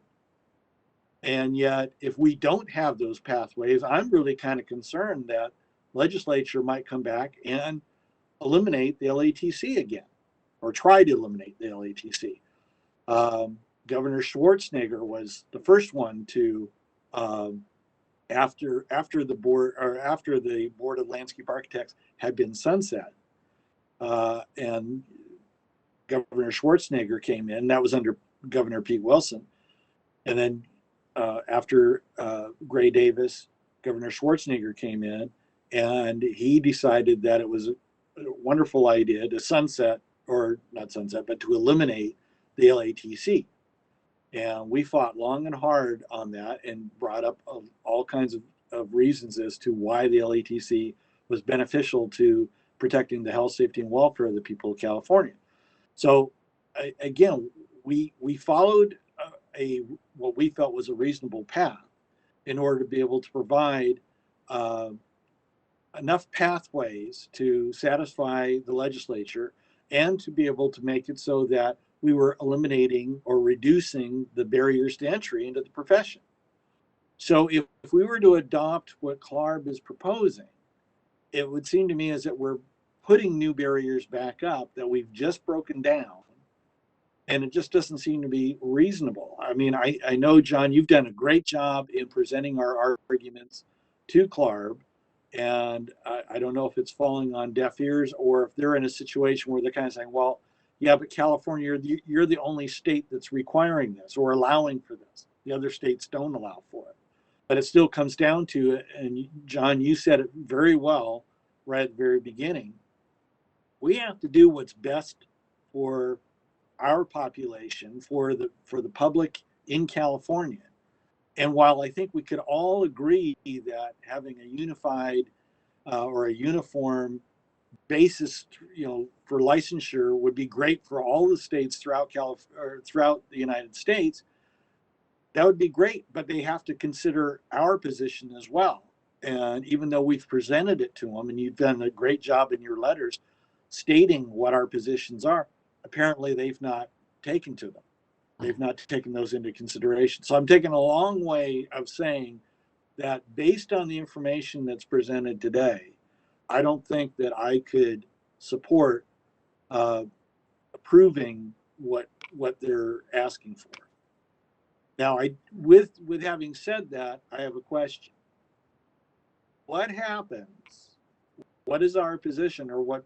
I mean, let's say we're the lone holdout. All the other states or jurisdictions, they approve this, and we don't. What happens? Are we still going our way, or are we forced then to adopt the CLARB's uniform standards?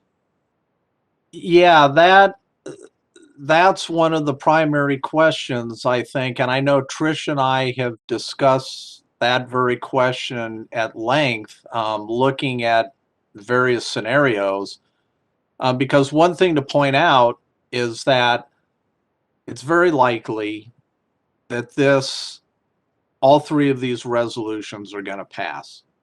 They're going to become the official policy of CLARB on a national basis. And if you read the CLARB bylaws right up front, it basically says as a member jurisdiction, you're obligated to accept and implement, in so many words, any decision of CLARB. So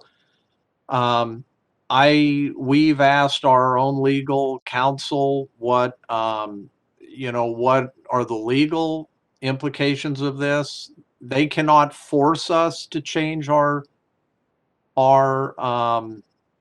practice act. We could choose just to say it's fine that there's a uniform standard, but we're leaving things as is in California. How CLARB would respond to that, or any of the other jurisdictions, I'm hoping that we're not the lone holdout on this. If we do choose not to support the resolutions, and I think, and I've talked with Clarb about this, I mean, not Clarb, Trish. I think Clarb probably has a pretty good idea of where we're going to stand on this, because we've made it known in a number of meetings, in the letters that we've sent them, that we have serious concerns about this, and frankly, that we feel we're being ignored. And they, I hate to say it, but they politely accept our comments, and in the responses that we have received back from them, have not alleviated our concerns one bit. So that's where things currently stand. Again, like I said, I think it's going to be important for us to really dig into this a little bit deeper, so that we know specifically what is being asked of us.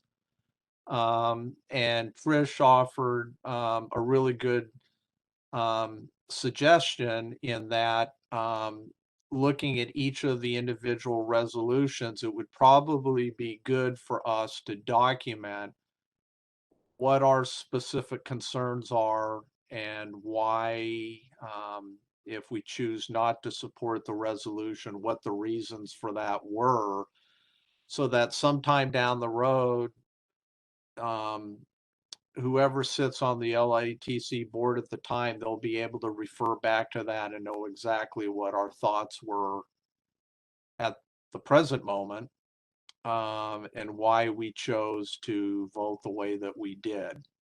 Also, my guess is that at some point, Clarb is probably going to come to us and ask us to explain what our opposition is, although we've done that numerous times already.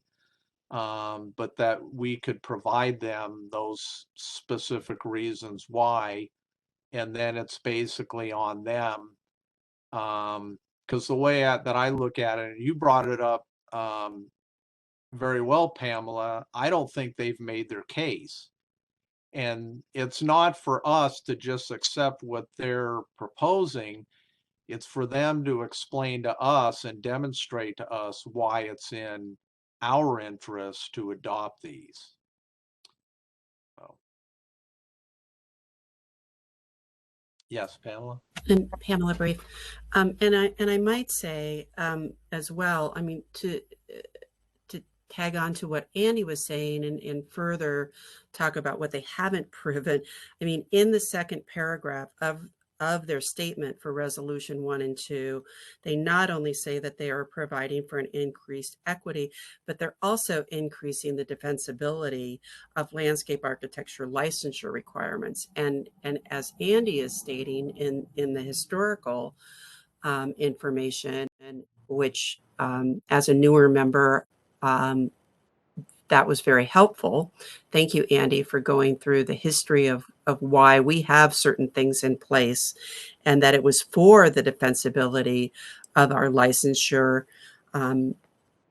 In Clarb saying that they are creating a stronger defensibility, that certainly isn't the case for the state of California. So in both of what they, in that second paragraph, they're not proving any of the things that they say they are proving. So, so yes, we certainly, I think it would behoove us to continue to press on them. And John, you've done an excellent job in both of the letters that are included in our documentation here today, of stating our case very clearly. And it does seem that it has not been acknowledged to the fullest extent that it might have been, or that we would have appreciated, perhaps. Yeah, and I would just like to say that also, throughout this process,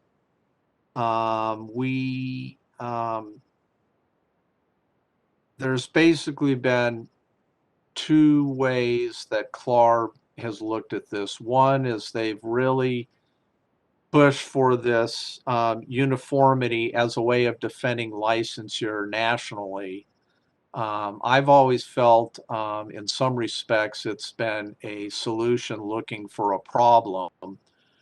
Granted that, yes, there are definite threats to licensure in various states throughout the country. And I fortunately have been involved in a number of those things through my involvement with ASLA itself. But I don't think that the approach that CLARB has taken on this is necessarily the best way that that should have been used. And because I think what they've done is they've lumped everybody together into one pot, thinking that one solution is going to fit every situation. And as you've brought it up, Andy, every state is going to be different. And we've faced our judgment days on at least two occasions and have gone through a tremendous amount of compromise in order to protect our licensure and the health, safety, and welfare of the state of California. The other thing too is in regards to qualification for examination, which is essentially a big part of this. It seems like CLARB's emphasis has been on really pushing for the traditional path, which is an LAB accredited degree. And as long as the candidates are following that pathway, then we can be in agreement with them in regards to we recognize the value of a formal degree in the profession. We're not, I would say the fact that they added on, in our case, what will equate to 2 additional years of experience that will be required to sit for, or, to meet the licensure standard in California. And we've expressed, our concern with that because it seems that the way that the uniform standard is written is that it gives direct credence to the traditional path, and it essentially penalizes alternative pathways by adding additional years of experience that are required. And I'm speaking strictly in comparison to our own Practice Act. But in the case of California, it is definitely much more restrictive than our current Practice Act. Mr. Chair, Yes, Andy. if I could make just maybe an observation or a suggestion. We're lucky enough to have had 2 people that have gone through the CLARB organization who have also been LATC members. They were both presidents of both presidents of LATC or chairs of LATC and presidents of CLARB. Mm-hmm. So Stephanie Landrigan and Christine Anderson. I would like to suggest that we contact both of them and get their thoughts on this, because they've sat, where you're sitting right now. They know all of this. They're fully aware of the requirements that California has had and has, the restrictions that the legislature has put on us. So it seems to me like it would be advantageous to the current existing sitting LATC members, committee members, to have the 2 previous CLARB presidents advise us as to what they see from their positions, because maybe there's something that we're missing. Obviously, Christine Anderson has the most recent experience, and but they've got some additional information maybe that they can provide to us that maybe we're not seeing. But I think that I personally would need more information before I would want to vote on anything. Right, right. And I can tell you that over the past year, I have personally reached out to and have talked with both Christine and Stephanie in regards to this and other CLAR matters. You know, they're aware of our concerns and have definitely offered a willingness to work with us to answer some of our questions and make suggestions. So that's an excellent idea. I know that I have talked with Trish at length about this, and one suggestion would be that maybe we form a subcommittee of at least two LATC members to basically work over the next month between now and our next meeting. Well, actually, it'd be over the next couple of months, but to study this further and put together a recommendation to the committee on how we should vote on this, or you know, a recommendation for the vote. And I'm not sure if that subcommittee can include outside individuals.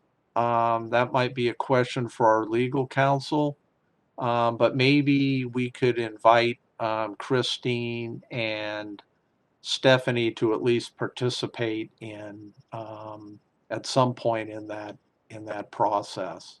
Once maybe we've got our specific questions outlined and can be more efficient with their time and in regards to the input that we're looking for. I would agree. Yes, I agree as well. I think that would be helpful. Pamela Brief, I'd like to also suggest that, or ask, maybe John, you know this, in the presentations that CLARB has done, have they indicated that they've been talking with the governmental affairs group in ASLA at all when it comes to the defensibility of licensure? Because I know as a past president of ASLA SoCal, you know, we've had many conversations with both Roxanne Blackwell and Elizabeth Hebron from governmental affairs about the constant defense that they are making and working with other chapters across the country, because they're all coming, you know, up against that issue within their states, and some to a greater extent than others. So I do wonder if CLARB has woven them into the process of these resolutions, because I think they would really be a great resource, because they know firsthand, they're working with each of the chapters directly.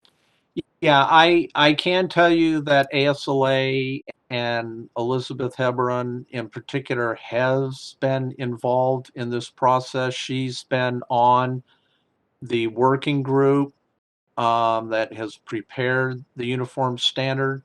I cannot say exactly how much input ASLA has really had in this process, because I know that they in the past have said that even though they track professional licensure throughout the country and help respond to various threats and that type of thing, they have also stated that because licensure is a state issue, that they basically have had to take a neutral position on various aspects of that. So Interesting. Okay. yeah. So Yeah, I wonder if it would warrant whoever we maybe in the subcommittee's research, perhaps there could be some outreach to governmental affairs Mhm. within ASLA to see what, if any, concerns they might have as well, just to understand the broader consensus on this. Mhm. Yeah, I can say that whatever discussions that have gone on have been pretty guarded. CLARB has not been very open on the actual discussions other than the meetings that have been open to the members themselves. The working group has been uh, has been pretty secretive on their process and their discussions. So we Interesting. don't know what type of dissent really has occurred in those meetings. So that's kind of where we're stuck. Mm-hmm. Understood. I do Thanks. know this, there has not been any direct involvement from any member or any licensee or input from the state of California in that process other than in the open meetings and the letters that we have sent to them. So there's been nobody representing California on that working group that's been involved in developing this. That's important to know. Thank you, John. Mhm. So I guess at this point in time, and I will ask Trish this, if we want to go ahead and set up a subcommittee to address this, what is the process that we need to do? Do we need a motion and to vote to do so? Can we just decide that we're going to form a committee, or how's that going to work? Yes, it would be a motion. Michael, our legal counsel, he can chime in and give us some guidance here. I think it would be appropriate for him to make comment here. Yeah, good afternoon, Chair Roshinsky and members. It would be prudent to establish a subcommittee via a motion, and it should identify the individuals who would be serving on the committee as well. The other issue that you mentioned previously is whether non-LATC committee members can be on the subcommittee. They can. The one constraint to appreciate as well is that if there are going to be more than two members on the subcommittee, then we would need to notice, provide an agenda, and hold that subcommittee meeting as a public meeting under the Act. Right. Okay. The other option I thought of, it's certainly not a suggestion, it's just another option, would be if there are individuals, the past officers that you mentioned that you'd like to hear from, you could certainly, with their consent, of course, put that on the agenda for your next meeting and have them make a presentation or have a session where you can discuss that with them at your next regular meeting as well. Okay. Okay. That might be a little late, but that's always an option. Because I know we have had Christine speak in the past on various CLARB issues. All right. Well, I guess that raises the question then, which would be a call to motion to form a subcommittee. And I would say, due to the legal constraints, to include two members, existing members of the LATC board or committee, and with the suggestion that we reach out to Christine and Stephanie and inquire their availability to participate on the subcommittee as well, and then proceed with that. So that's my suggestion. So I will ask for a motion to that effect. If either Andy, you, or Pamela wishes to make that motion. This is Andy. I will make that motion, basically reiterating what you had said. So if somebody can put that actually in written form, because I was taking notes. Okay, and I guess the question would be which two committee members would be on that subcommittee.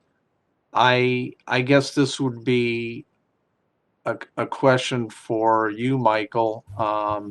Would it be appropriate for me to be one of those members of the subcommittee? Can I essentially appoint myself to that subcommittee?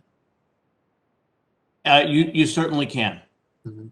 Okay, so I would suggest that I be one of the committee members, subcommittee members, just due to my involvement in this whole process along the way. And I don't know, Pamela, if this is something that you feel interested in being involved in as the other subcommittee member, or Yes, I would.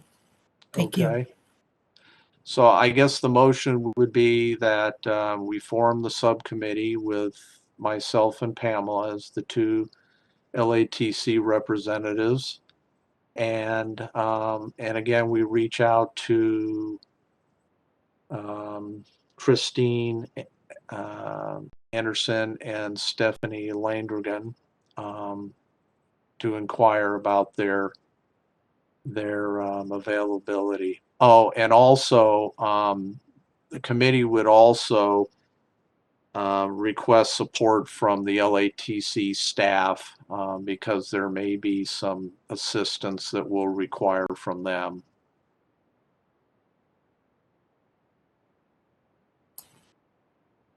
So I guess, is that the motion? Yeah, that was my motion. I believe that's the motion. I would like to clarify, John, in our outreach to Stephanie and Christine, is it? Yes. Are we, what, and maybe this is to legal, what is the limitation of our outreach? Is our outreach to ask them to present to us, or what are we asking them? And what are we allowed to ask them? Well, however it's framed, you can certainly reach out to them and ask them for input. But if there are going to be conversations between the two members on the committee and others, they would likely still be considered individuals on the body, and we would need to notice that and have it as a public meeting. That's really the only issue that you have to take into account where you have more than two members, is the fact that it would need to follow the Open Meetings Act requirements. Okay, so it sounds like what you're saying is if we limit the subcommittee to Pamela and myself, we would be free to reach out for input from Christine and Stephanie without having to publicly notice those discussions, as long as they're not officially on the subcommittee.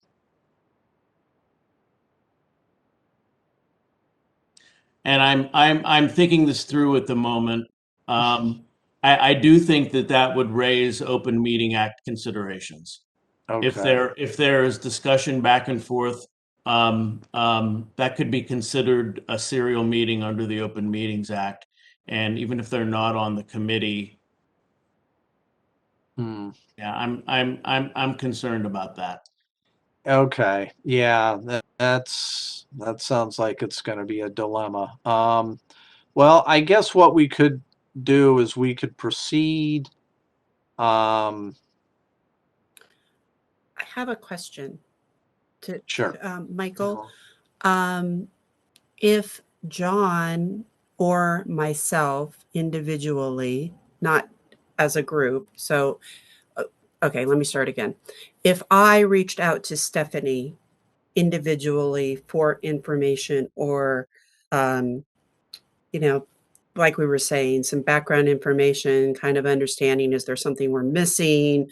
We're looking at this. This is presenting difficulty for us. Could you enlighten us? And I had that conversation with Stephanie on my own, took that information and then reported back to the committee. Would that be an issue? So you can certainly have a conversation on your own for your own information, but if you're relaying information between the committee and others, that could be, I mean, that could be considered a serial meeting. That's my concern. Understood. Okay, thank you for the clarification. Okay. So I think we're limited to asking them to present at the next meeting if we want their input. And I think it still would be valid. Are we past the voting time at that point, or are we right up against it? We're pretty close then, right? Well, we would be voting on, we would have to vote at that meeting on how to, on the 3 resolutions. Now, what we could do, and Trish has also mentioned this, is if for whatever reason, say we meet the first week of April and we do not have to officially register our vote with CLARB until April 20th, we could call a special meeting of the LATC committee specifically to say for those presentations and then the vote on the resolutions. That's always another possibility.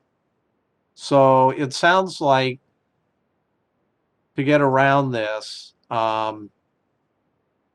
Pamela, you and I could meet as a subcommittee over the next couple of months to further study and analyze the uniform standard, their proposal, and develop actually a presentation to the LATC committee for our April meeting that would line everything out and basically offer a recommendation on the vote for the resolutions. And maybe at that point in time, we could have Stephanie and or Christine present at that meeting specifically on what their their information or any input that they want to put in during that conversation, because then that would be already a notice public meeting and we wouldn't have to worry about any separate setting up any separate meetings or anything like that. Yeah, I think that makes sense. And then I think it would be prudent to call a special meeting of the LATC specific to vote. That makes sense. Michael, is that all within our legality? It certainly is. It would, in a very technical sense, it would not be a special meeting under the Open Meetings Act, because I'm sure you would provide 10 days notice. Right. It would be a non-regular meeting is maybe a better way to refer to that. Okay. But let me just clarify that in presuming that there's a motion, that there's a subcommittee of the 2 of you formed, either of you can on your own speak to whoever you would like to inform your opinions and research and do whatever you would like. The problem becomes is when an individual who should be basically a third member of the committee is either present and discussing the matter with the 2 other committee members, or are sort of relaying messages back and forth. That's where the serial meeting issue comes into play. So if we say for instance, if there was one particular aspect of the uniform standard that we have a question on, and because of Christine's and Stephanie's previous relationship with Clarb and possible discussions that went on within that organization, we could solicit just their knowledge or history of that particular issue without it really jeopardizing our own conversation. If we're just simply asking for the history of something or why something was decided the way that it was. Well, and I'm being cautious here, but if the 2-member committee were to have a discussion like that with a third person, my concern is that the third person could be considered to technically be a member of the committee. Okay. And now you're looking at a committee of 3, and that would need to be noticed. I mean, you could certainly do that. It would just need to be noticed, an agenda set forth, and it would have to be a public meeting similar to this. Right. Okay. Well, I guess that's always a possibility too. I mean, we could set up a separate meeting sometime of the subcommittee sometime in the next 2 months on a specific day, and that Christine and Stephanie could make that meeting and just have our list of questions and just go through them.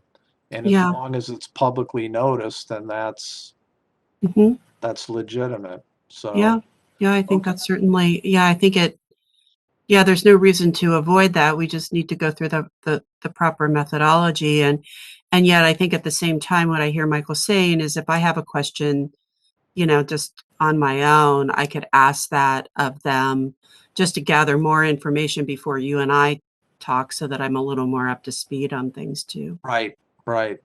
Okay.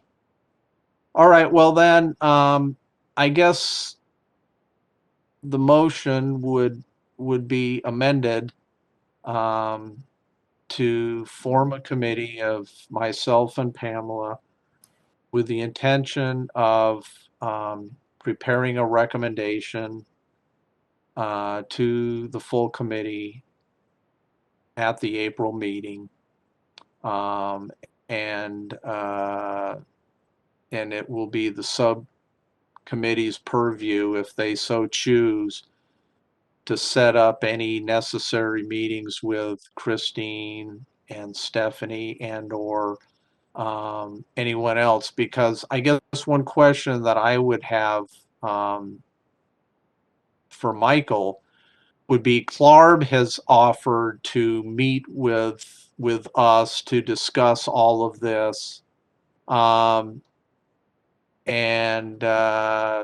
I guess that would be different than this in that if say Christine and I were to set up a meeting with Clarb to discuss certain aspects of this, would that be considered a public meeting?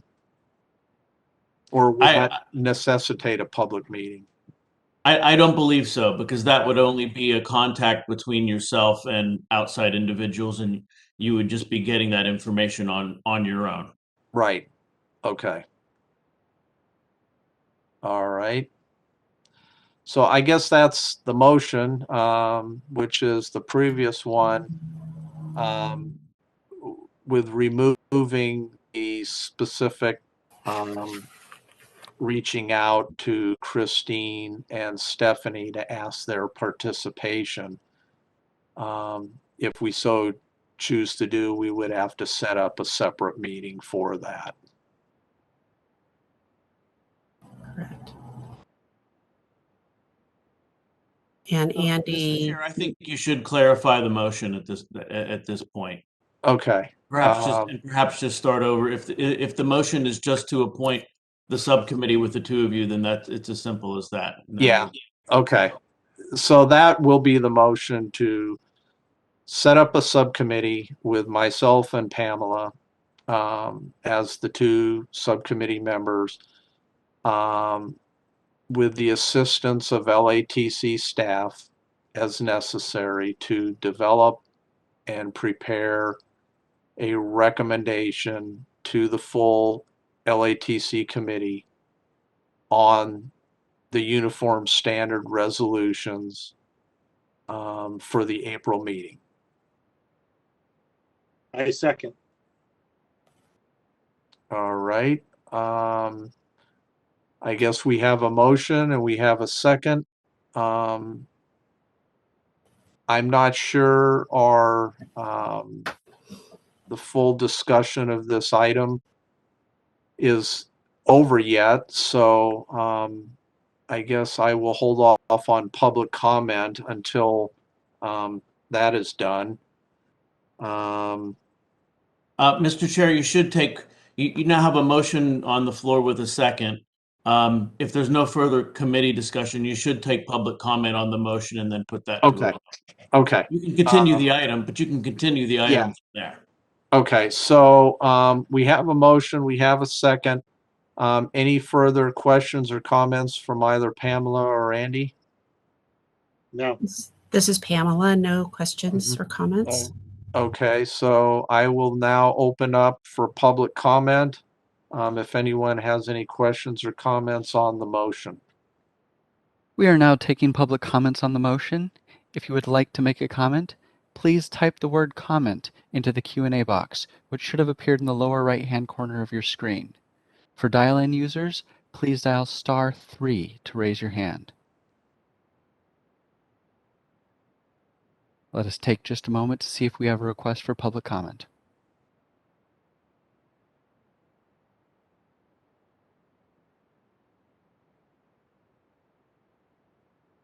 We will also be displaying a visual as soon as possible.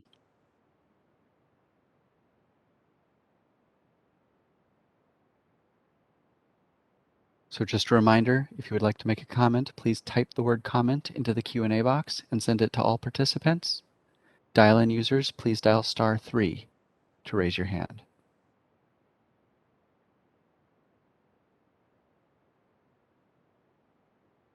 Seeing no requests for comments, would you like to close public comments for this? Yes, please.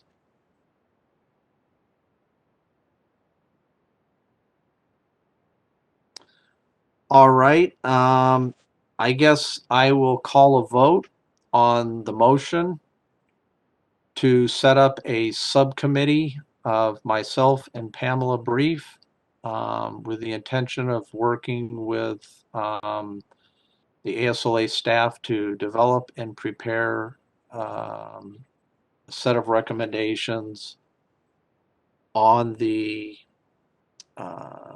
CLARB uniform standard resolutions. And with that, I will call the vote. Pamela?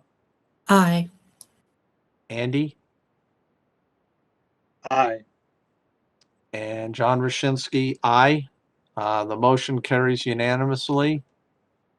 All right. I guess the only other thing that I can really think of is in regards to the letter of delegate credentials. And I'm thinking that because we are going to be meeting in April prior to this happening, that maybe we table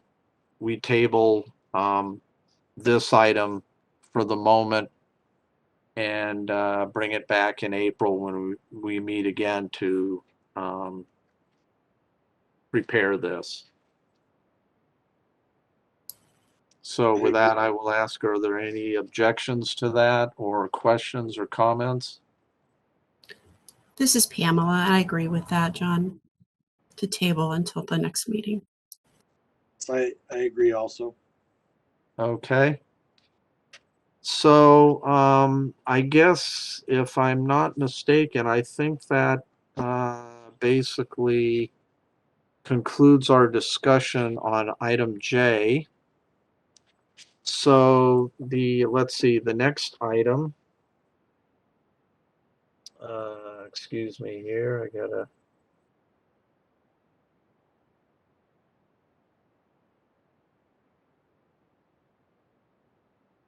okay, item K, review and discuss the 2019-21 strategic plan objectives, and I will ask Trish to present this agenda item. Thank Mr. you. Chair, Mr. Chair, as, Yes. as it's 12:30, are we taking a break at all or taking a lunch break? Would you like to take a lunch break? Well, yes. Okay. Doesn't need, unless it can be a working lunch, that's fine too, but whatever your desire is. Yeah, I'm looking. We've got item K, which is discussing the strategic plannings. Then we have two more items: election of 2022 committee officers and review of future committee dates. Why don't we take how much time would be appropriate to take a break? I've got 12:36. We could come back, say, at 1 o'clock. Would that be agreeable to everyone? Yeah. Yes. Okay. Okay. We will be in recession until 1 p.m. And do we need to take a vote on that? This is Michael. Aye. No, we do not. Okay. Okay. We'll be back at 1 p.m. Thank you.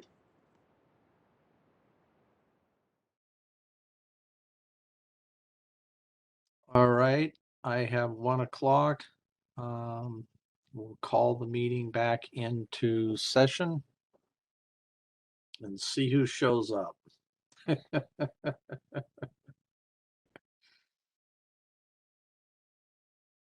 All right, next item is review and discussion of the 2019 to 2021 strategic plan objectives.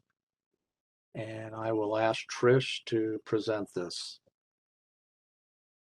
Okay, so before moving on to our next strategic plan, the current one was through 2019 and 2021.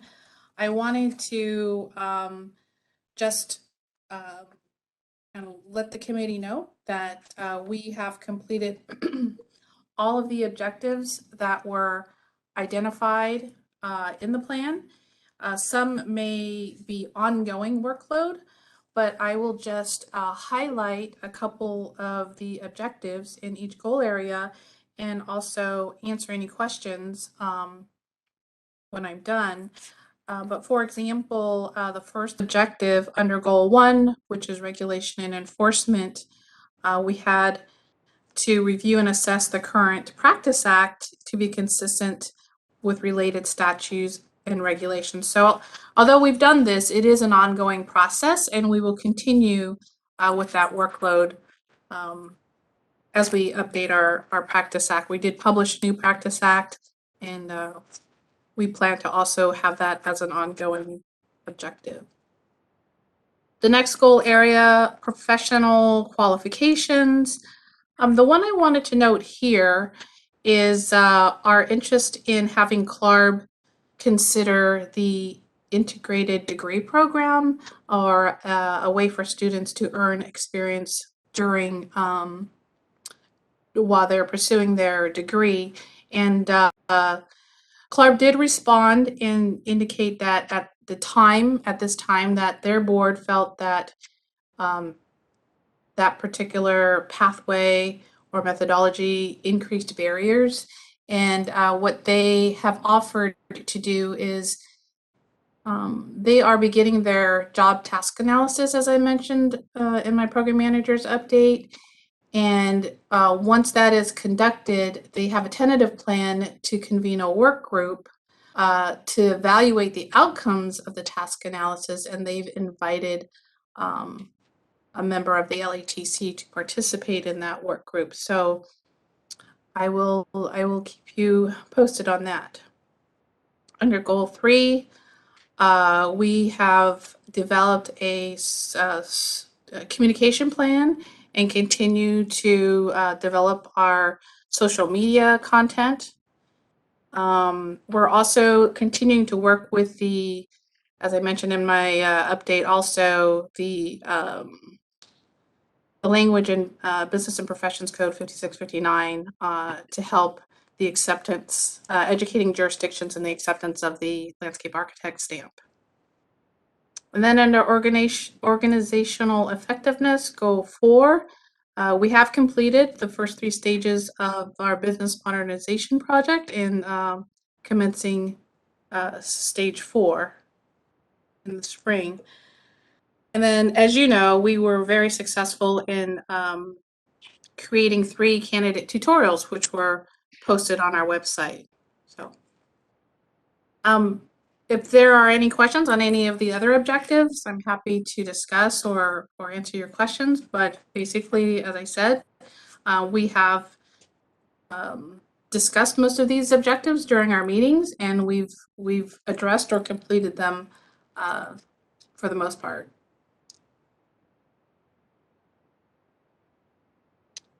Any questions from either Andy or Pamela?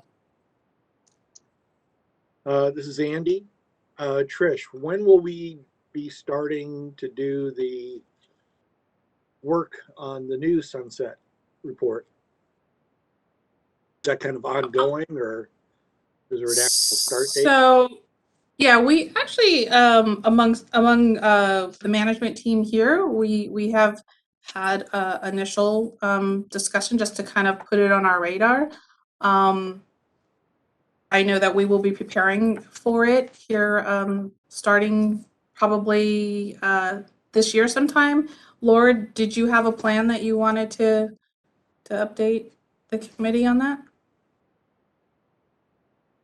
It's pretty much as you said. It's going to be due in just under a year, so we do need to get started on it pretty soon. So probably in the next few weeks, we'll develop a plan to get it completed. So the board and LATC need to complete the report. So it's definitely a little bit more time consuming on LATC's side, with fewer staff to get it completed. So we'll get it done. Yeah, definitely. But I don't have a detailed plan yet. Okay, thank you.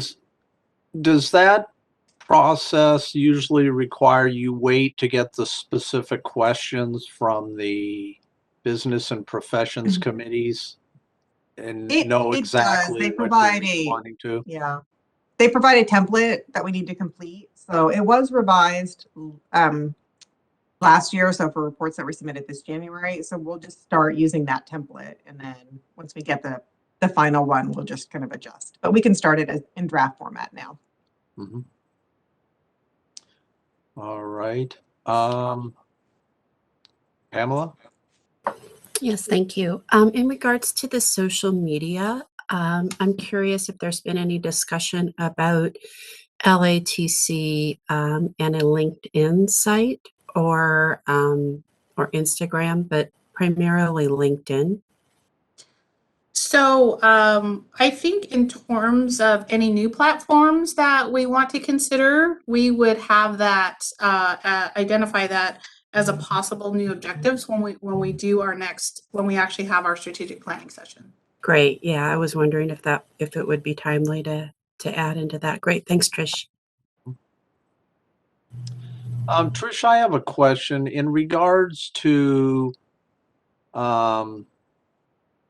the process of suggesting a particular subject matter to be included in the next strategic planning session. What would the process be for doing that? And I think, John, that's one of the reasons you feel very strongly, and I agree with having the meeting in person so that we can have organic discussion about our thoughts into the next 3 years. It's really just the committee identifying during the strategic planning session, and it's facilitated by DCA to help us try to identify our needs. But I have over the 3 years of this plan, as I've said during our meetings, I've suggested different topics that have come up. Let's table that for strategic planning. So I have some issues that I have saved and collected over the years, and John, you and I can certainly have a meeting, a pre-meeting prior to strategic planning to see if there are any issues that we can prepare to bring to the LATC. And of course, we also want to look at what they might be doing to align with them as well. So, Right.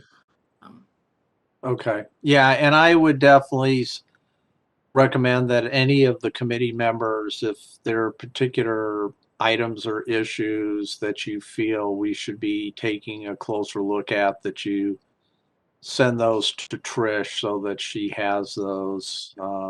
And when we meet to discuss everything, we'll have the appropriate background on those. and let me just add that we did recently receive the environmental scan that was conducted by Solid, and it has survey results from our stakeholders. And so I'll be sharing that with the committee members probably in the next couple of days, and that will also help identify if there's any direction, or objectives we want to identify for the next plan. Mm-hmm. Okay. And I think a congratulations also is in order, that that we can say we've successfully accomplished the strategic plan goals. That warrants a yay. Kudos. Lots of hard work. Right. Thank you. The occupational analysis that was done as part of the strategic plan will be in our sunset report. Oh, that's exciting. Good. All right. Any other questions, comments from either of you two? Andy and Pamela? Nothing from Pamela. Okay. Well, at this point, I will open it up to any public comment or questions.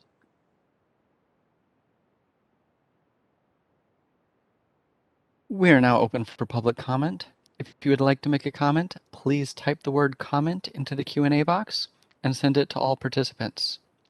For dial-in users, please dial *3 to raise your hand. Let's take just a moment to see if we have a request for public comment.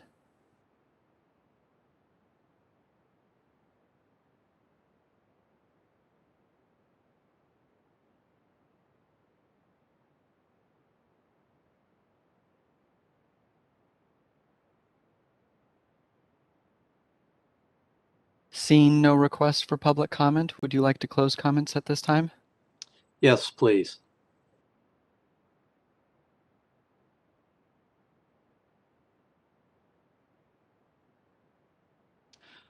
All right.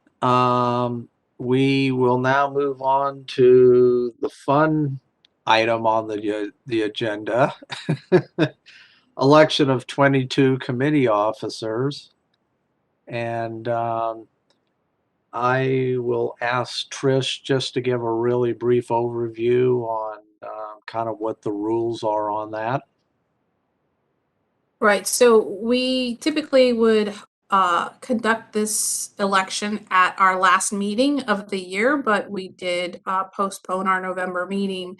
And so we need to elect both the chair and vice chair for 2022. And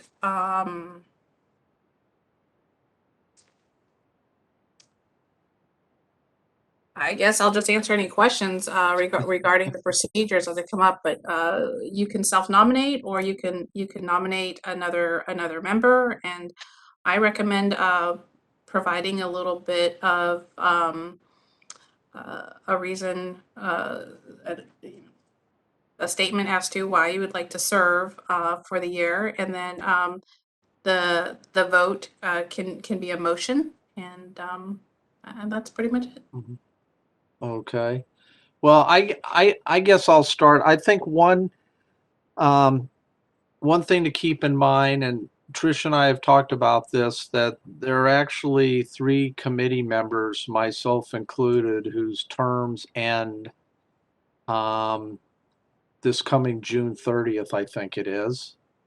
And I intend to resubmit for another term, and am in the process of doing that right now. So hopefully I will be reappointed and be able to carry on for another 3 years as the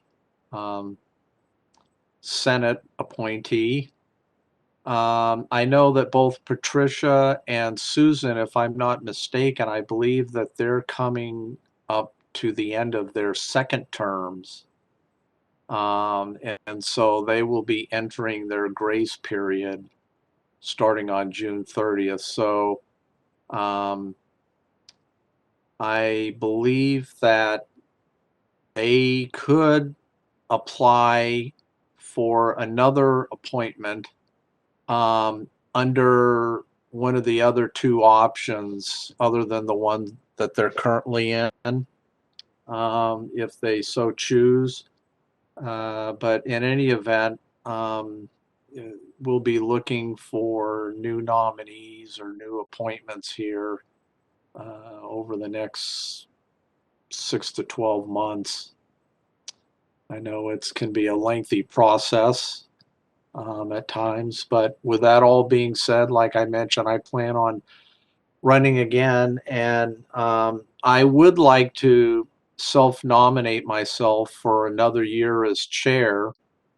I think given what we've been through over the past year, especially in regards to the CLARB issue that we're dealing with, that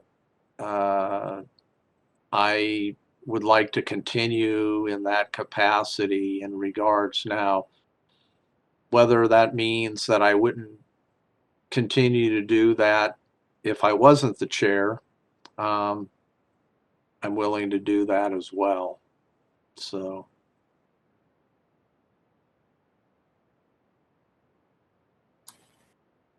Pamela? Yes, thank you, John. I would like to self-nominate for vice chair. And I feel as one of the newest member of the committee, I think I'd like to work with the chair for another year and kind of be under their wing before I put myself forward as the chair. So, and serving certainly to a higher capacity on this committee is important to me. So, with that. Okay. Andy? I support both of you. So I would like to make a motion, if I may, for John Rashinsky as chair and Pamela Brief as vice chair. Can I have a second? Pamela Brief seconds. I second that motion to self-nominate myself. It's All nice right. when there's three of us. Yeah. Well, I accept. As do I. Thank you, Andy. You're very welcome. And John. All right. Well, I guess we have a motion or two motions and 2 seconds for the chair and vice chair positions. So if there's no further questions or comments, I will open it up for public comment on the motions. We are now open for public comment. If you would like to make a comment, please type the word comment into the Q&A box, which should have appeared in the lower right-hand corner of your screen, and send it to all participants. If you are a dial-in user, please dial *3 to raise your hand, and we will call on you in the order received. Let's take just a moment to see if we have a request for public comment.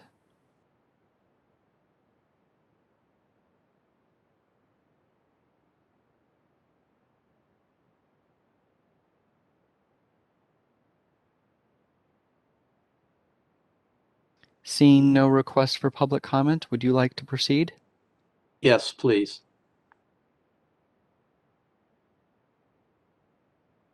All right. We have two motions. So the first motion and was seconded by Andy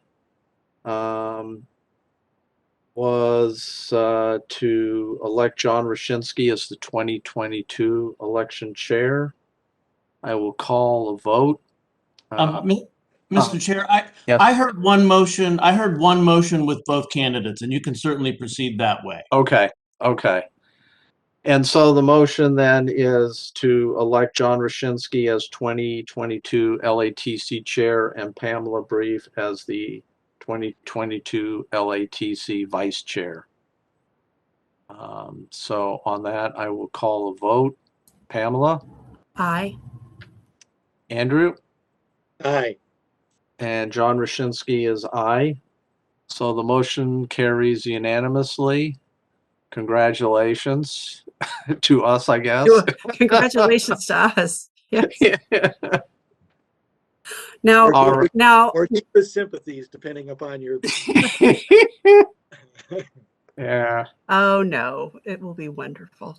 You guys will do a great job. All right. We'll move on to item M, review of future committee meeting dates. And I'll ask Trish to present this item. Okay, first we have a board meeting coming up on February 18th. So we need to identify, hopefully, somebody who can attend that. It will be a teleconference meeting, so no travel would be required. And then I sent out a poll to all the members. I don't think there were any meetings where unanimously everybody could attend, but I identified April 1st, August 2nd, and November 1st as potential meeting dates for the next LATC meetings.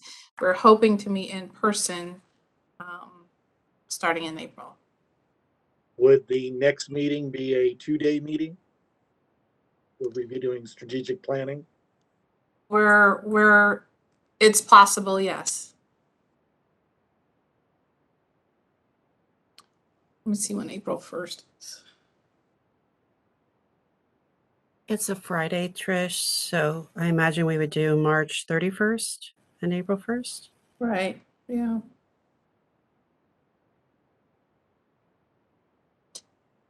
And if so, And then I'm going to just tentatively put the 31st in just in case, yeah.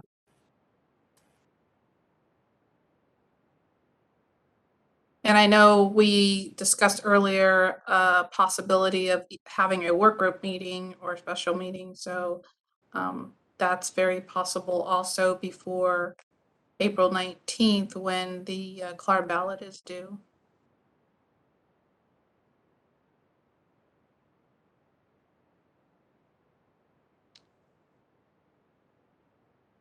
I could do the February 18th CAB meeting. Great, thank you. Okay, that would be helpful because I will be out of town on that day.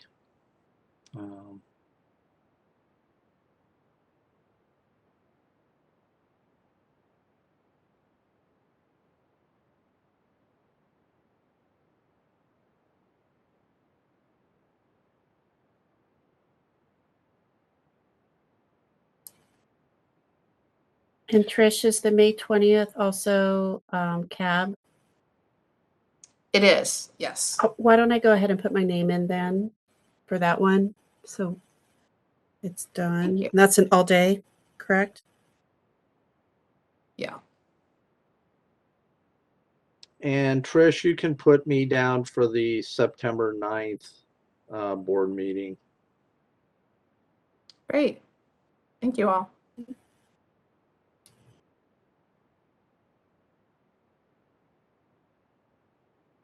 All right. Well, I guess that sounds like that's been covered. I guess Trish and staff will work on finalizing the actual committee meetings. And depending on how the subcommittee goes, we can decide if a special meeting is required for a vote on the CLAR resolutions. So with that, I believe that concludes all of the agendized items. I want to thank David. You've been a very gracious host and very helpful today. I want to thank Andy and Pamela for your diligence and active involvement in the meeting today, and Trish and staff and Laura and Robert. Thank you for joining in today. And with that, I will call the meeting to a close. Before you do, sir, Okay. Tracy has a hand up if you wish to Oh. recognize members of the public. We should take public comment on the meeting dates item. Okay. Okay. My apologies. All right. If we could open for public comment on item M. All right. And first, we're going to call on Tracy. Bear with us just a moment, and we'll send you a request to unmute your microphone. Thank you, John. You know the rules. Anyway, long story short is it's very difficult now for CCASLA to have me fly to some of these meetings only because membership is way down. So therefore their revenues are way down. And so it would be really helpful if you could continue to broadcast some of the meetings so I can follow along. Thank you so much.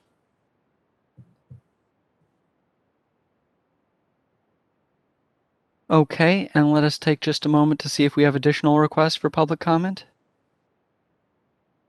If you'd like to make your comment, please type the word comment into the Q&A section, which should have appeared in the lower right-hand corner of your screen. Or if you are a dial-in user, please dial *3 to raise your hand.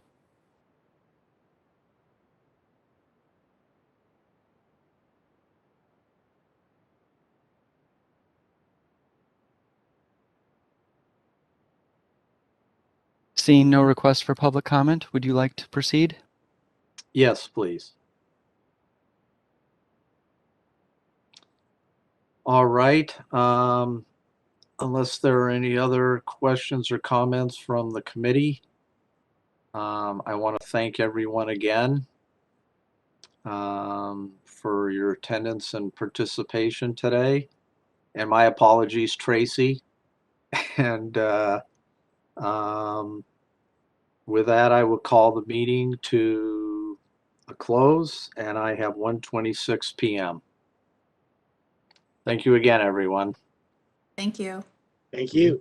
Thank you.